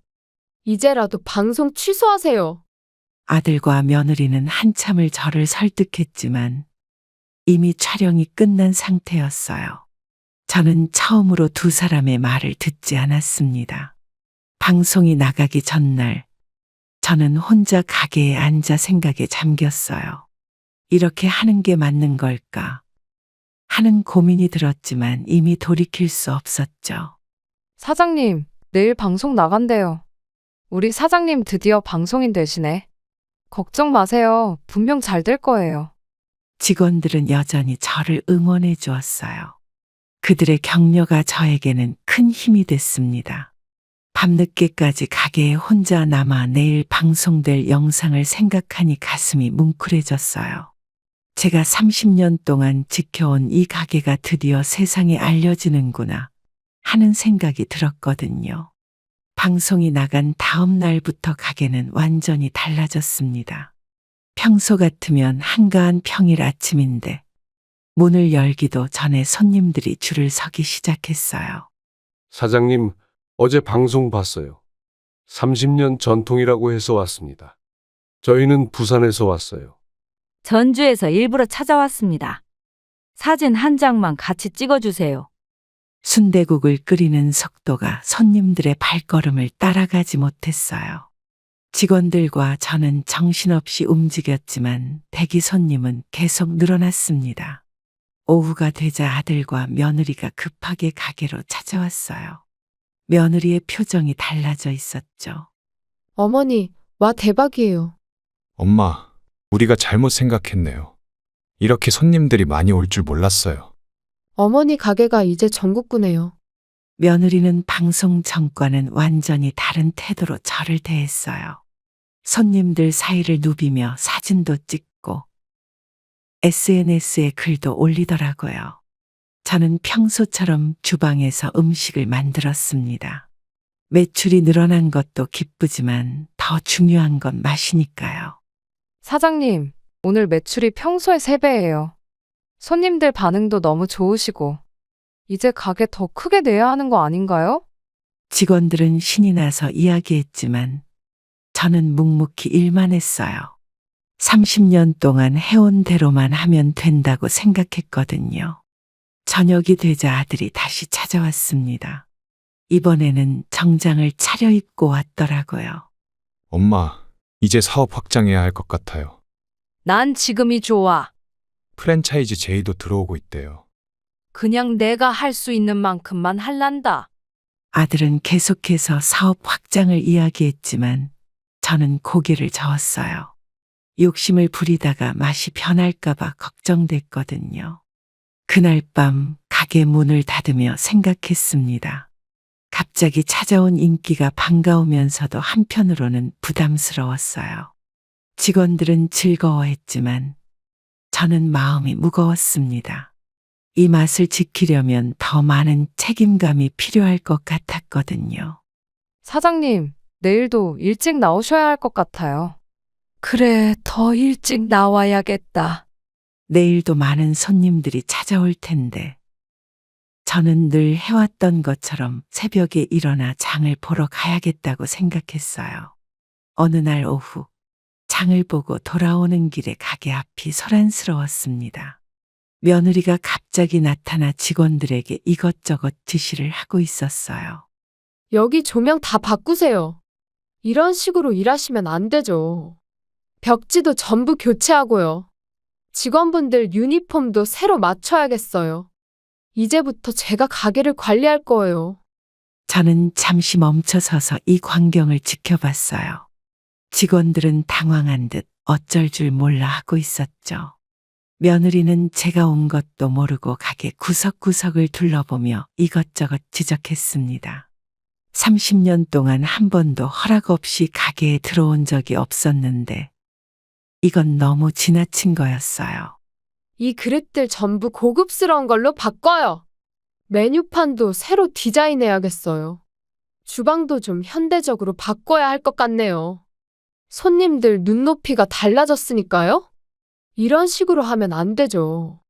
오랜 직원이 저를 발견하고 눈짓으로 알려주려 했지만 며느리는 아랑곳하지 않고 계속해서 지시를 내렸어요. 그제서야 저는 가게 안으로 들어섰습니다. 직원들의 표정이 안도로 바뀌었어요. 여기가 네 가게야. 어머니, 누구 허락 받고 이러는 거야? 며느리는 제 목소리에 깜짝 놀라 뒤를 돌아봤어요. 하지만 곧 당당한 표정으로 자신의 행동을 정당화했죠. 저는 장바구니를 내려놓고 앞치마를 둘렀어요. 30년 동안 해온 익숙한 동작이었죠. 사장님, 저희 보고 그릇도 다 치우래요. 아무 말도 못하고 있었어요. 죄송해요, 사장님. 직원들이 하나둘 저에게 와서 상황을 설명했어요. 며느리가 갑자기 나타나 모든 걸 바꾸겠다고 했다는 거죠. 저는 묵묵히 주방으로 향했습니다. 며느리의 독단적인 행동이 화가 났지만 손님들 앞에서 큰 소리를 내고 싶지는 않았어요. 어머니, 이제 가게가 유명해졌으니 분위기도 바꿔야 해요. 나가라. 제가 인테리어 전문가랑 상담도 했는데 이 가게에서 당장 나가. 며느리는 제 단호한 태도에 당황한 듯 했어요. 하지만 저는 한치의 물러섬도 없었습니다. 이날 이후 며느리는 한동안 가게에 얼씬도 하지 않았어요. 하지만 저는 이제 더 조심스러워졌습니다. 가게를 지키는 일이 이제는 며느리로부터도 해야 한다니 참 서글픈 현실이었어요. 며느리의 무단점검 사건이 있고 며칠 뒤 아들이 정장을 차려입고 가게로 찾아왔습니다. 손에는 서류 가방을 들고 있었고 뒤에는 낯선 사람들이 몇 명 따라왔어요. 엄마, 이분들이 우리 가게에 투자하고 싶대요. 무슨 투자? 전에도 말씀드렸다시피 이제 프랜차이즈로 키워보자고요. 우리 가게를 더 크게 만들 수 있어요. 엄마, 이게 좋은 기회예요. 뒤에 서 있던 사람들이 하나둘 명함을 내밀었어요. 저는 그저 묵묵히 주방으로 향했습니다. 아들은 계속해서 투자자들과 이야기를 나누며 가게 이곳저곳을 구경시켜줬어요. 마치 자기 가게인 것처럼 행동하는 모습이 낯설었죠. 엄마, 이분들 얘기 한 번만 들어봐요. 난 지금이 좋아. 전국에 체인점을 낼 수 있대요. 30년 전통을 지키고 싶다. 엄마가 지금 고집 피우시는 거예요. 저는 육수를 끓이면서 천천히 생각했어요. 프랜차이즈가 되면 분명 돈은 더 벌 수 있겠죠. 하지만 그건 제가 원하는 게 아니었습니다.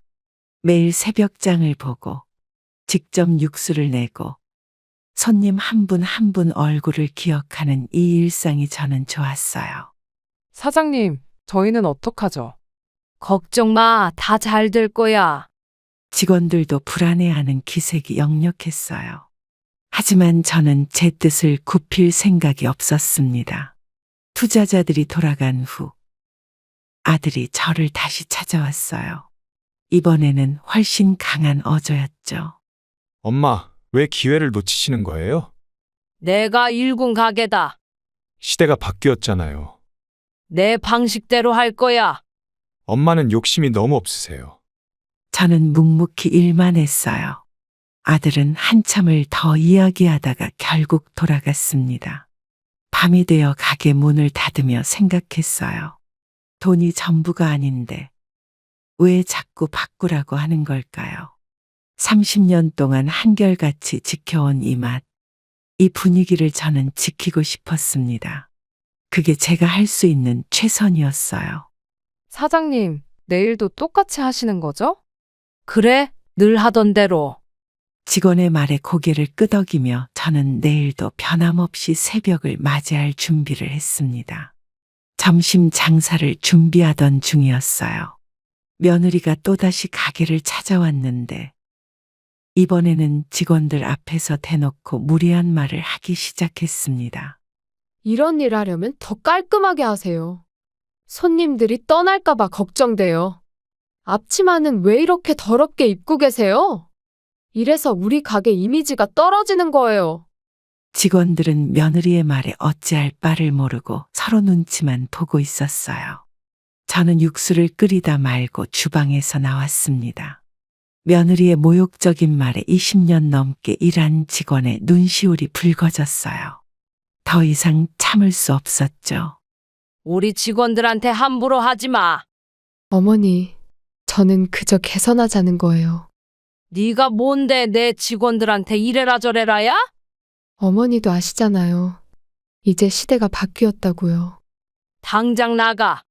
저는 며느리에게 소리를 질렀어요. 30년 동안 함께 해온 직원들은 제 가족이나 다름없었으니까요.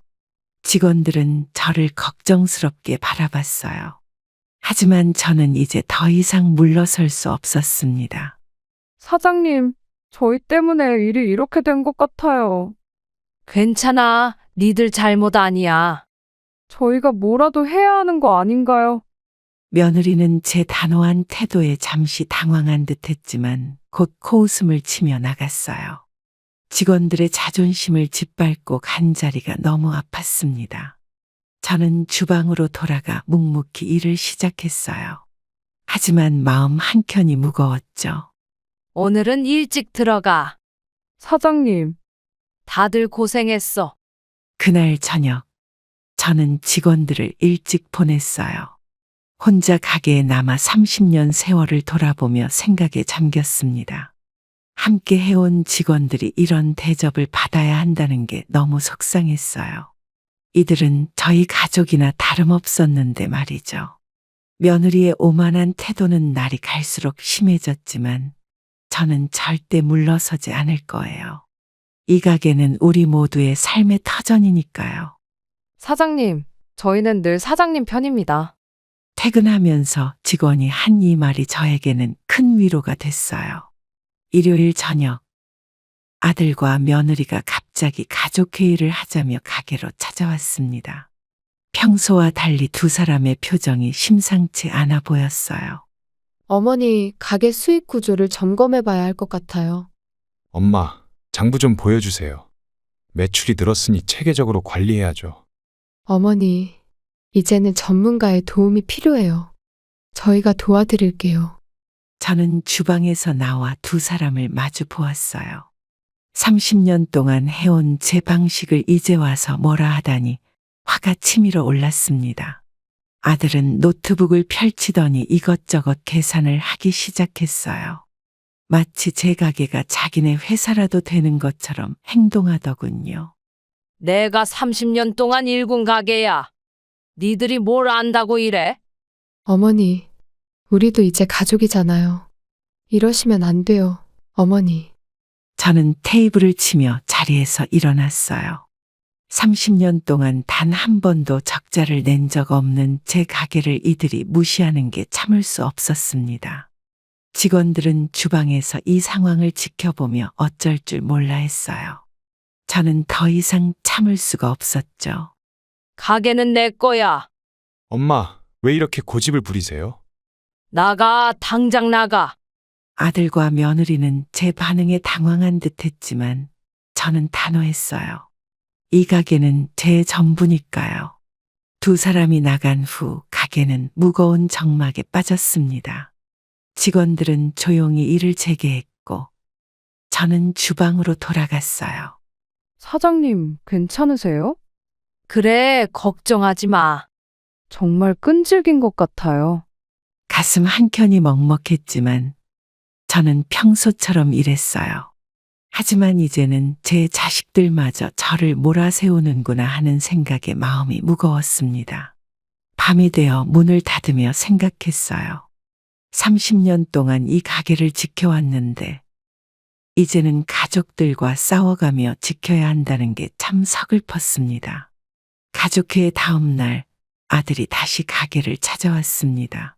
이번에는 정장이 아닌 평소 복장이었지만 표정이 심상치 않았어요. 엄마, 매출이 올랐으니 저희도 이익을 나눠받아야죠. 그게 무슨 말이야? 제 명의로 된 가게도 하나 차려볼까 하는데. 이게 다 며느리가 시킨 소리지? 엄마, 이제 저도 사업을 해야죠. 아들의 말에 저는 숟가락을 내려놓을 수밖에 없었어요. 제가 키워낸 아들이 이제는 돈을 요구하다니 마음이 아팠습니다. 장사가 잘 된다고 하니 이제는 노골적으로 돈을 요구하는 아들을 보며 생각했어요. 그동안 얼마나 많은 지원을 했는지 다 잊은 걸까요? 가게는 내 거야. 엄마가 그동안 고생하신 거 알아요. 손 뗄 생각하지 마. 그래도 이제는 저희도 좀. 나가. 저는 아들을 가게에서 내쫓았어요. 30년 동안 이 가게 하나 보고 살아왔는데 이제 와서 이게 뭔가 싶었죠. 직원들은 이 광경을 보며 안타까워했어요. 하지만 저는 더 이상 물러설 수 없었습니다. 사장님, 힘드시죠? 아니야, 괜찮아. 저희가 있잖아요. 주방으로 돌아와 일을 하면서도 아들의 말이 계속 맴돌았어요. 대체 언제부터 저희 아들이 이렇게 변한 걸까요? 저는 묵묵히 육수를 끓였습니다. 이 가게는 제가 평생을 바쳐 일군 곳이에요. 누구에게도 넘겨줄 수 없죠. 사장님, 오늘은 일찍 들어가세요. 아니, 할 일이 남았어. 저희가 마무리할게요. 직원들의 따뜻한 마음이 위로가 됐어요. 이들이 있어 제가 여기까지 올 수 있었는데 정작 제 아들은 이걸 모르나 봅니다. 밤늦게까지 가게에 혼자 남아 생각했어요. 아들에게 더 잘해줬어야 했나? 아니면 제가 너무 믿었나? 여러 생각이 교차했습니다. 장이 끝나고 직원들과 마무리 청소를 하던 중이었어요. 우연히 주방 뒤쪽에서 들려오는 며느리의 목소리를 듣게 됐습니다. 어머님이 가게 관리를 못하시니 나중엔 제가 이 가게를 승계할 거예요. 저희는 사장님만 믿어요. 그건 저희 어머님이 제정신일 때만 해당되는 이야기예요. 저희 어머님은 나이도 있으시잖아요. 제가 맡으면 월급도 더 올려드릴 수 있어요. 저는 그 자리에 얼어붙은 채로 서 있었어요. 며느리가 몰래 직원들을 회유하려 한다는 사실이 믿기지 않았습니다. 며느리는 제가 있는 줄도 모르고 계속해서 말을 이어갔어요. 가게를 자기 마음대로 하겠다는 야망이 드러나는 순간이었죠. 사장님은 절대 그러실 분이 아니에요. 저희는 이대로가 좋습니다. 사장님 몰래 이러시면 안 됩니다. 사장님한테 말씀드릴게요. 직원들의 단호한 거절에도 며느리는 계속해서 회유를 시도했어요. 저는 더는 듣고 있을 수가 없었습니다. 주방으로 들어가 냄비를 3개 내려놓았어요. 그제야 며느리가 당황한 기색으로 자리를 피했습니다. 사장님, 저희가 말씀드리려고 했어요. 알아, 괜찮아. 저희는 절대 그런 제안 받지 않아요. 직원들은 며느리의 제안을 거절했다며 저를 안심시켰어요. 하지만 마음 한구석이 쓰리더군요. 이제는 직원들마저 회유하려 드는구나 생각하니 서글펐습니다. 30년 동안 함께 해온 직원들을 이렇게 흔들려 하다니요. 내일도 늘 하던 대로 하자. 네, 사장님. 저희는 사장님 편이에요. 밤늦게까지 이 일을 곱씹으며 생각했어요. 이제는 직원들마저 보호해야 하는 상황이 됐네요. 가게를 닫으며 다짐했습니다. 며느리의 이런 행동을 절대 용납하지 않겠다고요. 이 가게는 우리 모두의 삶의 터전이니까요. 아침부터 손님들이 수근거리는 소리가 들렸습니다. 뭔가 이상하다 싶어 물어보니 며느리가 유튜브에 가게 영상을 올렸다는 거예요. 사장님, 이거 보셨어요? 이게 뭔데? 며느리분이 찍으신 영상인데 마치 본인의 가게처럼 소개하고 있어요. 댓글들도 좋지 않네요. 핸드폰을 들여다보니 며느리가 우리 가게 주방을 찍어 올린 영상이 있었어요. 허락도 없이 주방을 무단으로 촬영한 것도 모자라 마치 자기 가게인 것처럼 소개하고 있었죠. 저는 곧바로 며느리에게 전화를 걸었어요. 이건 도저히 참을 수 없는 일이었으니까요. 네가 왜 가게 영상을 올려? 어머니, 홍보하는 건데 뭐가 문제죠? 허락도 없이 이러는 게 말이 되나? 요즘은 다들 이렇게 한다고요. 당장 영상 내려. 며느리는 홍보용으로 찍은 거라며 변명했지만 저는 절대 용납할 수 없었어요. 가게의 모든 것을 자기 마음대로 하려는 태도가 너무 화가 났습니다. 직원들도 이 상황을 보며 어쩔 줄 몰라 했어요.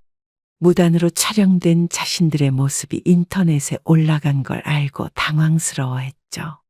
사장님, 저희도 영상에 나왔어요. 동의도 없이 이러시면 안 되는데 이제 어떡하죠? 저는 변호사를 찾아가 상담을 받았어요. 무단 촬영과 영상 게시에 대한 법적 대응을 준비해야 했습니다. 영상은 결국 내려졌지만 이미 퍼진 소문들은 거두어드릴 수 없었어요. 손님들의 시선도 달라졌고 불편한 눈총을 받는 일도 많아졌죠. 사장님, 이제 좀 잠잠해졌어요. 그래도 조심해야겠다. 저희가 지켜볼게요. 이제는 가게에서 일하면서도 늘 조심스러워졌어요. 며느리가 또 어떤 짓을 할지 모른다는 불안감이 생겼거든요. 밤이 되어 가게 문을 닫으며 생각했습니다. 30년 동안 지켜온 가게인데 이제는 며느리의 SNS 놀이터가 되어버린 것 같아 마음이 아팠어요. 어느 날 아침 가게 금고에 있던 장부가 사라졌다는 걸 알게 됐어요. 30년 동안 꼼꼼하게 기록해온 가게의 모든 내역이 담긴 장부였죠. 사장님, 어제 아드님이 다녀가셨어요. 우리 아들이? 네, 장부실에서 뭘 찾으시더라고요. 왜 말 안 해줬어? 죄송해요, 사장님한테 허락받으셨다고 말을 해서요. 직원의 말을 듣자마자 아들의 집으로 향했어요. 예상대로 아들은 장부를 가지고 있었고 컴퓨터로 뭔가를 열심히 하고 있었죠. 이게 뭐 하는 짓이야? 엄마 오셨어요? 제가 뭘 좀 개선하려고요. 누가 니한테 장부를 가져가라고 했어? 이제는 체계적으로 관리해야죠. 당장 내놔. 아들은 제 말을 무시하고 계속 장부를 들여다보았어요. 저는 그의 손에서 장부를 빼앗아 들었습니다. 30년 동안 하루도 빼먹지 않고 적어온 장부인데 이렇게 몰래 가져가다니 화가 치밀었어요. 너희가 감히 내 가게에 손대. 엄마, 화내지 마세요. 이게 다 며느리 시킨 거지? 아들은 아무 말도 하지 못했어요. 저는 장부를 들고 그대로 가게로 돌아왔습니다. 가게로 돌아오는 길에 생각했어요. 장부까지 훔쳐가며 이러는 걸 보니 이제는 뭘 어떻게 할지 모르겠더라고요. 사장님, 죄송해요. 괜찮아. 네 잘못 아니야. 앞으로는 더 잘 지키겠습니다. 직원들도 미안해하는 기색이었지만 저는 괜찮다고 달랬어요. 이제는 장부실에 자물쇠를 달아야겠다고 생각했습니다. 밤이 되어 장부를 넣어두던 자리를 바라봤어요. 이제는 제 자식한테까지 이렇게 경계를 해야 한다는 게 참 서글펐습니다. 자물쇠를 채우며 다짐했어요. 앞으로는 더 단단히 가게를 지켜야겠다고요. 이건 단순한 장부가 아닌 제 인생이 담긴 기록이니까요. 은행에서 전화가 왔습니다. 제 가게를 담보로 대출 신청이 들어왔다는 거예요. 순간 귀를 의심할 수밖에 없었죠. 어머니 명의의 가게를 담보로 대출 신청이 들어왔습니다. 누가 신청했다고요? 아드님이세요? 제가 허락한 적 없는데요. 그래서 확인차 연락드렸습니다. 은행에서 확인 전화가 오지 않았다면 저는 아마 나중에서야 이 사실을 알게 됐을 거예요. 곧바로 은행으로 달려갔습니다. 아들은 이미 은행에서 저를 기다리고 있었어요. 제 얼굴을 보자마자 당황한 기색이 역력했죠. 너희가 정말 이러고도 내 자식이야? 엄마, 제가 설명할 수 있어요. 가게 담보로 대출을 받겠다고? 사업 자금이 필요해서. 그게 네가 할 짓이야? 은행 직원들이 보는 앞에서 아들과 다투고 싶지는 않았어요. 하지만 이건 도저히 참을 수 없는 일이었죠. 결국 대출은 취소됐고 저는 그대로 가게로 돌아왔어요. 아들은 계속 뒤따라오며 설명하려 했지만 전 듣고 싶지 않았습니다. 사장님, 무슨 일 있으세요? 아니야, 걱정하지 마. 얼굴이 너무 안 좋으세요. 직원들은 제 표정을 보고 걱정스러워했어요. 하지만 저는 아무 말도 하지 않았습니다. 주방에서 일하면서도 계속 생각이 났어요. 제가 평생 일구어온 이 가게를 아들이 담보로 잡으려 했다는 사실이 믿기지 않았거든요. 밤이 되어서야 아들이 보낸 문자를 봤어요. 사과한다는 내용이었지만 이미 제 마음은 돌이킬 수 없이 상처받았죠. 사장님, 이제 가게 문 잠그시죠. 그래, 고생했어. 가게 문을 잠그며 생각했어요. 이제는 제 자식마저 이렇게 변해버렸다는 게 너무 서글펐습니다. 주말 저녁, 아들과 며느리가 가족 식사를 하자며 찾아왔어요. 며칠 전 대출 사건이 있었기에 거절하고 싶었지만 직원들도 보는 앞이라 자리에 앉았습니다. 어머니, 이제 은퇴하세요. 무슨 소리 하는 거야? 제가 가게를 더 잘 운영할 자신 있어요. 네가 뭘 안다고? 요즘 시대에 맞게 바꿔야죠. 며느리의 갑작스러운 선언에 저는 숟가락을 내려놓았어요. 이제는 대놓고 가게를 가져가겠다고 하는군요. 직원들은 이 상황이 불편한지 주방으로 물러났어요. 하지만 며느리는 아랑곳하지 않고 계속 말을 이어갔습니다. 어머니는 이제 연세도 있으시잖아요. 30년 했는데 이제 쉬라고? 저희가 모실게요. 가게는 내가 죽을 때까지 할 거야. 그러시면 안 돼요, 어머니. 저는 자리에서 일어났어요. 이런 자리를 마련한 것도, 이런 말을 하는 것도 모두 계획적이었다는 게 느껴졌거든요. 주방으로 들어가 앞치마를 둘렀습니다. 평생 해온 익숙한 동작이 이제는 제 의지를 보여주는 것 같았어요. 사장님, 저희가 있잖아요. 걱정 마. 다 잘 될 거야. 저희는 평생 사장님하고만 일할 거예요. 직원들의 말에 마음이 따뜻해졌어요. 이들은 진정한 제 가족이구나 하는 생각이 들었죠. 아들과 며느리는 얼마 뒤 자리를 떴지만 저는 계속해서 일했어요. 이 가게는 제 전부니까요. 밤이 되어 가게 문을 닫으며 생각했습니다. 이제는 더 이상 물러설 곳이 없다는 걸 알았어요. 사장님, 내일도 늘 하던 대로 하시죠. 그래, 우리 늘 하던 대로 하자. 사장님 곁에서 끝까지 함께 할게요. 직원들의 말에 용기를 얻었어요. 이제 저는 더욱 단단히 제 자리를 지켜야겠다고 다짐했습니다. 아침부터 직원들의 표정이 좋지 않았어요. 평소와 달리 무거운 분위기 속에서 일하는 모습이 눈에 띄었죠. 그러다 20년 넘게 일한 주방장이 저를 찾아왔습니다. 사장님, 죄송한데 잠시 말씀 좀 나눌 수 있을까요? 무슨 일이에요? 저희가 더 이상 못 버틸 것 같아요.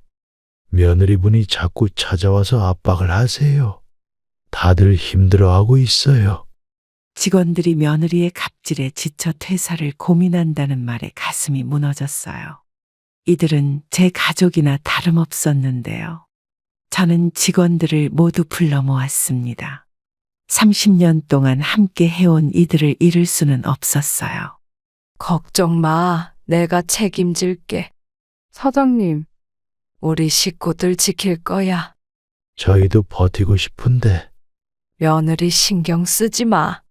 주방장의 눈시울이 붉어졌어요. 다른 직원들도 눈물을 보였죠. 이들도 이 가게에 대한 애정이 깊다는 걸 느낄 수 있었습니다. 저는 곧바로 변호사를 찾아갔어요. 직원들을 보호할 수 있는 법적 방안을 상담했죠. 사장님, 저희는 여기가 좋아요. 다른 데 가기 싫어요. 사장님이랑 계속 일하고 싶어요. 가게로 돌아와 보니 직원들이 평소처럼 열심히 일하고 있었어요. 이들의 모습을 보며 더욱 단단히 마음을 먹었습니다. 이제는 제가 이들을 지켜야 할 차례였어요. 30년 동안 함께 해온 우리 식구들이니까요. 밤이 되어 가게 문을 닫으며 생각했습니다. 이제는 직원들을 지키는 게 제 가장 큰 책임이 됐네요. 우리 식구들 힘내자. 네, 사장님. 장부 정리를 하던 중 이상한 점을 발견했습니다.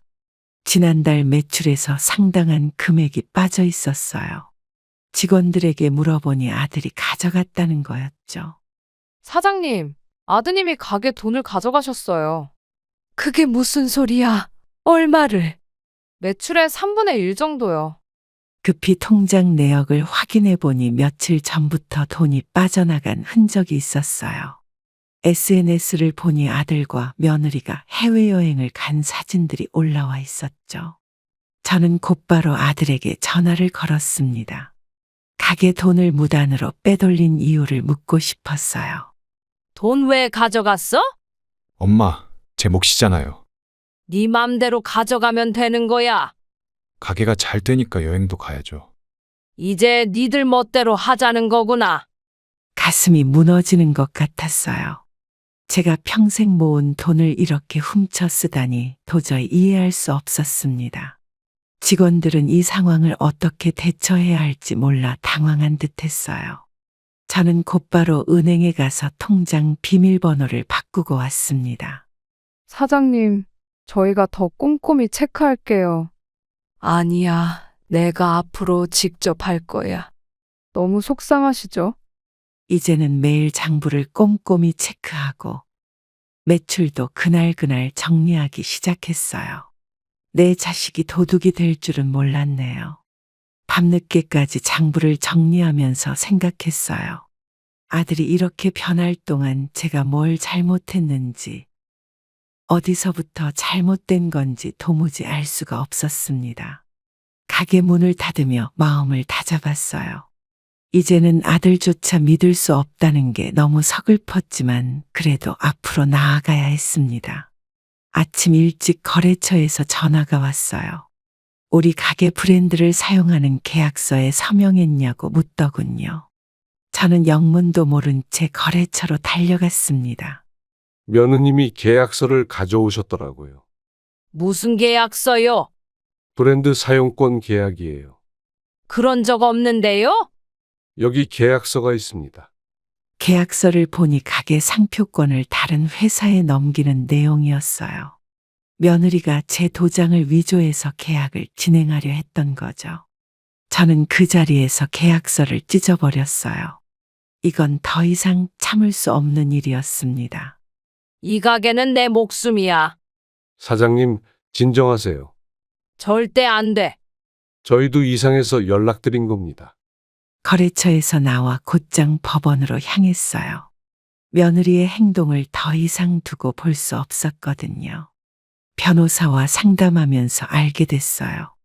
며느리가 이미 여러 곳과 비슷한 계약을 추진하고 있었다는 사실을요. 사장님, 법적 대응이 필요할 것 같아요. 그래야겠어요. 증거는 충분합니다. 가게로 돌아와 보니 직원들이 걱정스러운 표정으로 기다리고 있었어요. 이들도 이미 소문을 들은 모양이었죠. 사장님, 저희가 증인이 되어드릴게요. 고마워. 이런 일이 있을 줄이야. 저는 30년 동안 지켜온 이 가게의 간판을 바라봤어요. 이제는 법적으로라도 지켜내야겠다고 다짐했습니다. 밤이 되어 가게 문을 닫으며 생각했어요. 며느리의 배신이 너무 아팠지만 이제는 더 강해져야 할 때라는 걸 알았습니다. 법적 대응을 준비하던 중에 며느리가 다시 가게를 찾아왔어요. 이번에는 아들 없이 혼자서 왔는데 표정이 예사롭지 않았죠. 어머니, 솔직히 이 가게 우리 덕에 잘 된 거예요. 뭐라고? 방송 나가고 나서부터 손님이 늘었잖아요. 방송 반대할 때는 언제고 이제 와서 그딴 소리를 하나? 그래서 이 가게가 네 거라도 되는 줄 아니? 저희가 없었으면 여전히 동네 밥집이었겠죠. 며느리의 말이 끝나기도 전에 저는 주방 문을 열었어요. 30년 동안 한 번도 손님을 내쫓은 적 없었지만 이번만큼은 달랐습니다. 가게 안에 있던 손님들이 이 상황을 지켜보고 있었어요. 하지만 저는 더 이상 참을 수 없었죠. 당장 나가. 어머니, 제 말씀 좀 들어보세요. 이제 니들 얼굴도 보기 싫어. 결국 이렇게 나오시겠다는 거죠? 내 가게에서 당장 나가. 저는 처음으로 며느리를 가게 밖으로 밀어냈어요. 손님들 앞에서 이런 모습을 보이고 싶진 않았지만 더는 참을 수 없었습니다. 직원들은 이 상황이 당황스러웠는지 서로 눈치만 보고 있었어요. 하지만 저는 흔들리지 않았습니다. 사장님, 괜찮으세요? 그래, 이제 정리됐어. 가게로 돌아와 일을 시작했어요. 손님들은 제 행동을 이해한다는 듯 따뜻한 눈빛으로 바라봐 주셨죠. 밤이 되어 가게 문을 닫으며 생각했습니다. 이제는 정말 돌이킬 수 없는 강을 건넜다는 걸 알았어요. 며느리와 아들을 내친 지 며칠 뒤 손님이 갑자기 줄어들기 시작했어요. 알고 보니 인터넷에 우리 가게를 비방하는 글이 퍼지고 있었습니다. 사장님, 큰일 났어요. 무슨 일이야? 인터넷에 사장님 욕하는 글이 많이 올라왔어요. 시어머니가 며느리를 학대했다는 내용이에요. 며느리분이 올린 것 같아요. 저는 그 자리에 한동안 말을 잃고 서 있었어요. 30년 동안 단 한 번도 이런 일이 없었는데 이제는 거짓말까지 퍼뜨리는군요. 직원들은 저마다 휴대폰으로 인터넷 글을 보여줬어요. 내용은 하나같이 저를 나쁜 시어머니로 몰아가고 있었죠. 사장님, 저희가 해명글을 올릴게요. 아니야. 우리는 늘 하던 대로 하자. 하지만 이대로는 안 돼요. 진실은 언젠가 드러나게 되어 있어. 사장님, 저는 평소처럼 주방으로 향했어요. 손님이 줄어든 건 사실이지만 거짓에 흔들릴 수는 없었습니다. 직원들은 자발적으로 SNS에 진실을 알리는 글을 올리기 시작했어요. 30년 동안 함께 해온 이야기를 하나둘 풀어내기 시작했죠. 가장 힘든 시기를 보내고 있던 어느 날, 직원들이 하나둘째 앞에 모여들었어요. 평소와는 다른 분위기에 왠지 모를 불안감이 들었죠. 사장님, 저희가 끝까지 도울게요. 우리 모두 사장님 편이에요. 30년 동안 함께 했잖아요. 저희가 직접 나서서 해명할게요. 사장님은 걱정하지 마세요. 저는 그들의 말에 한동안 아무 말도 할 수 없었어요. 이런 어려운 시기에도 묵묵히 저를 믿어주는 직원들이 너무나 고마웠죠. 직원들은 자발적으로 SNS에 진실을 알리기 시작했습니다. 30년 동안 함께 해온 우리들의 이야기를 하나하나 써내려갔어요. 사장님이 얼마나 직원들을 아끼시는지 다들 알아야 해요. 매일 새벽 장 보시는 분을 어떻게 나쁘게 볼 수 있어요. 우리는 진실을 밝힐 거예요.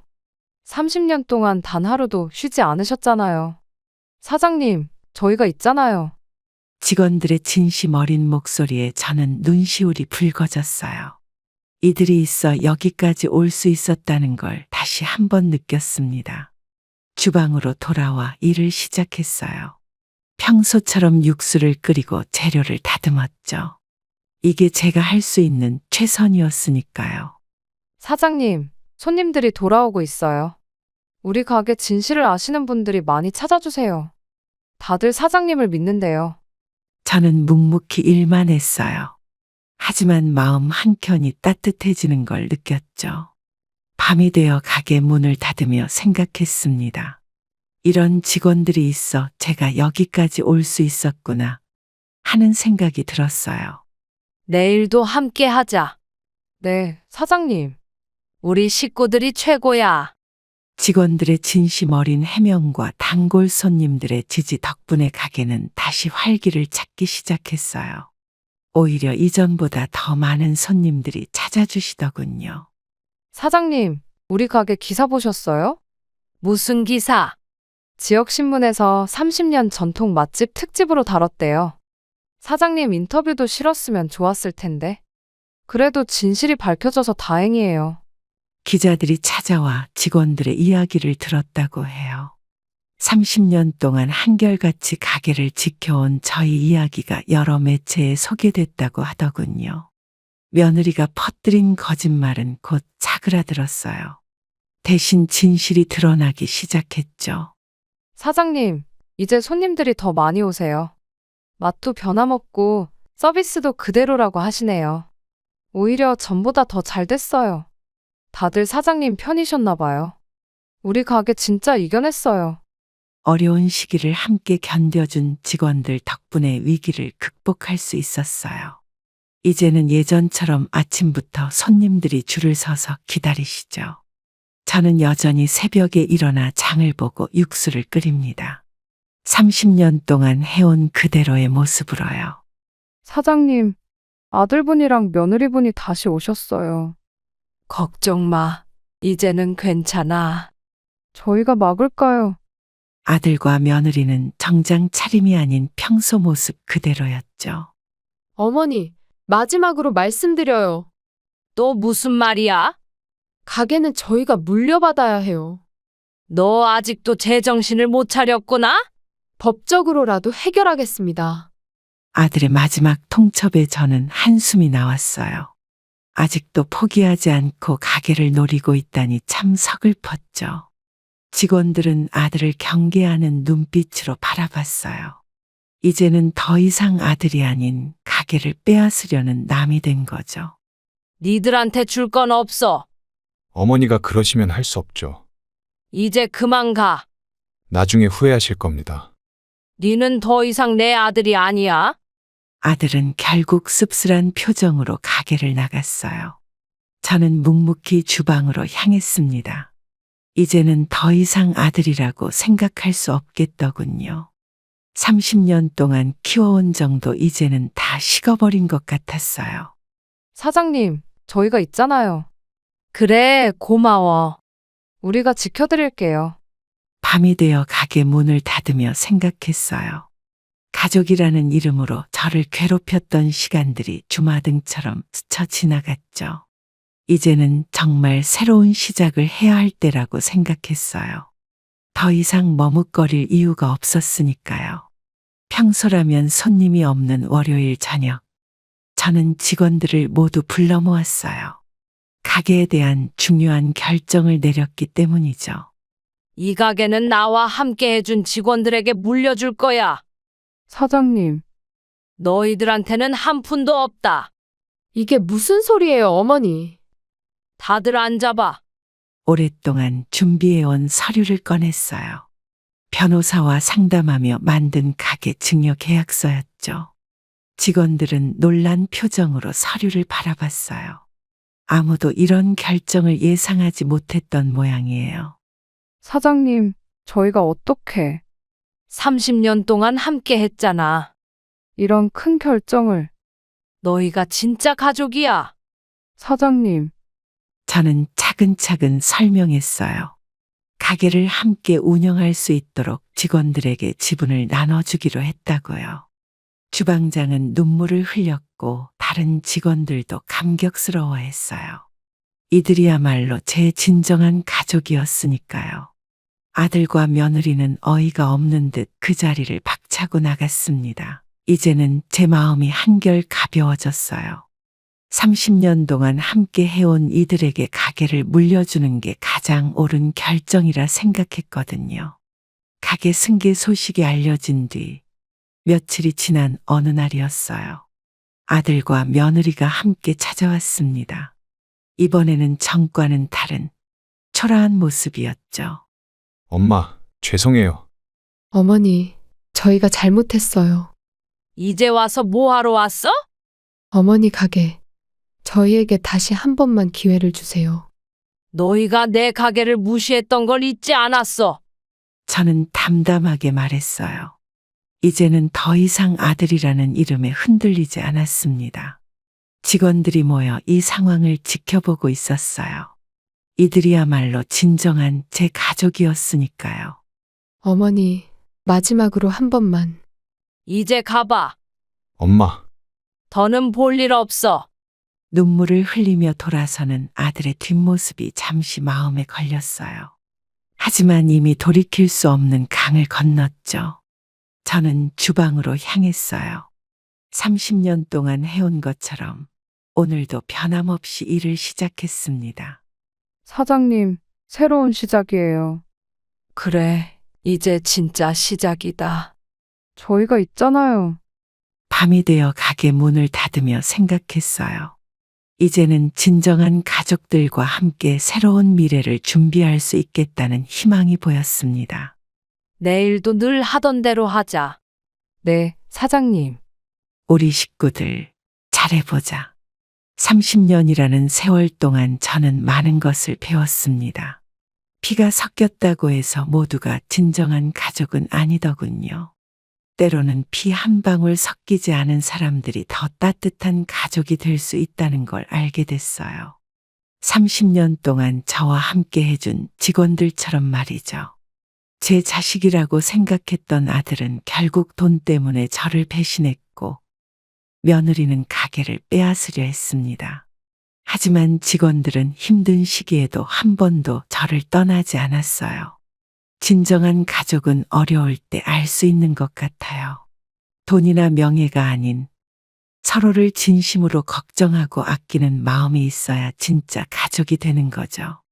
이제 저는 알게 됐습니다.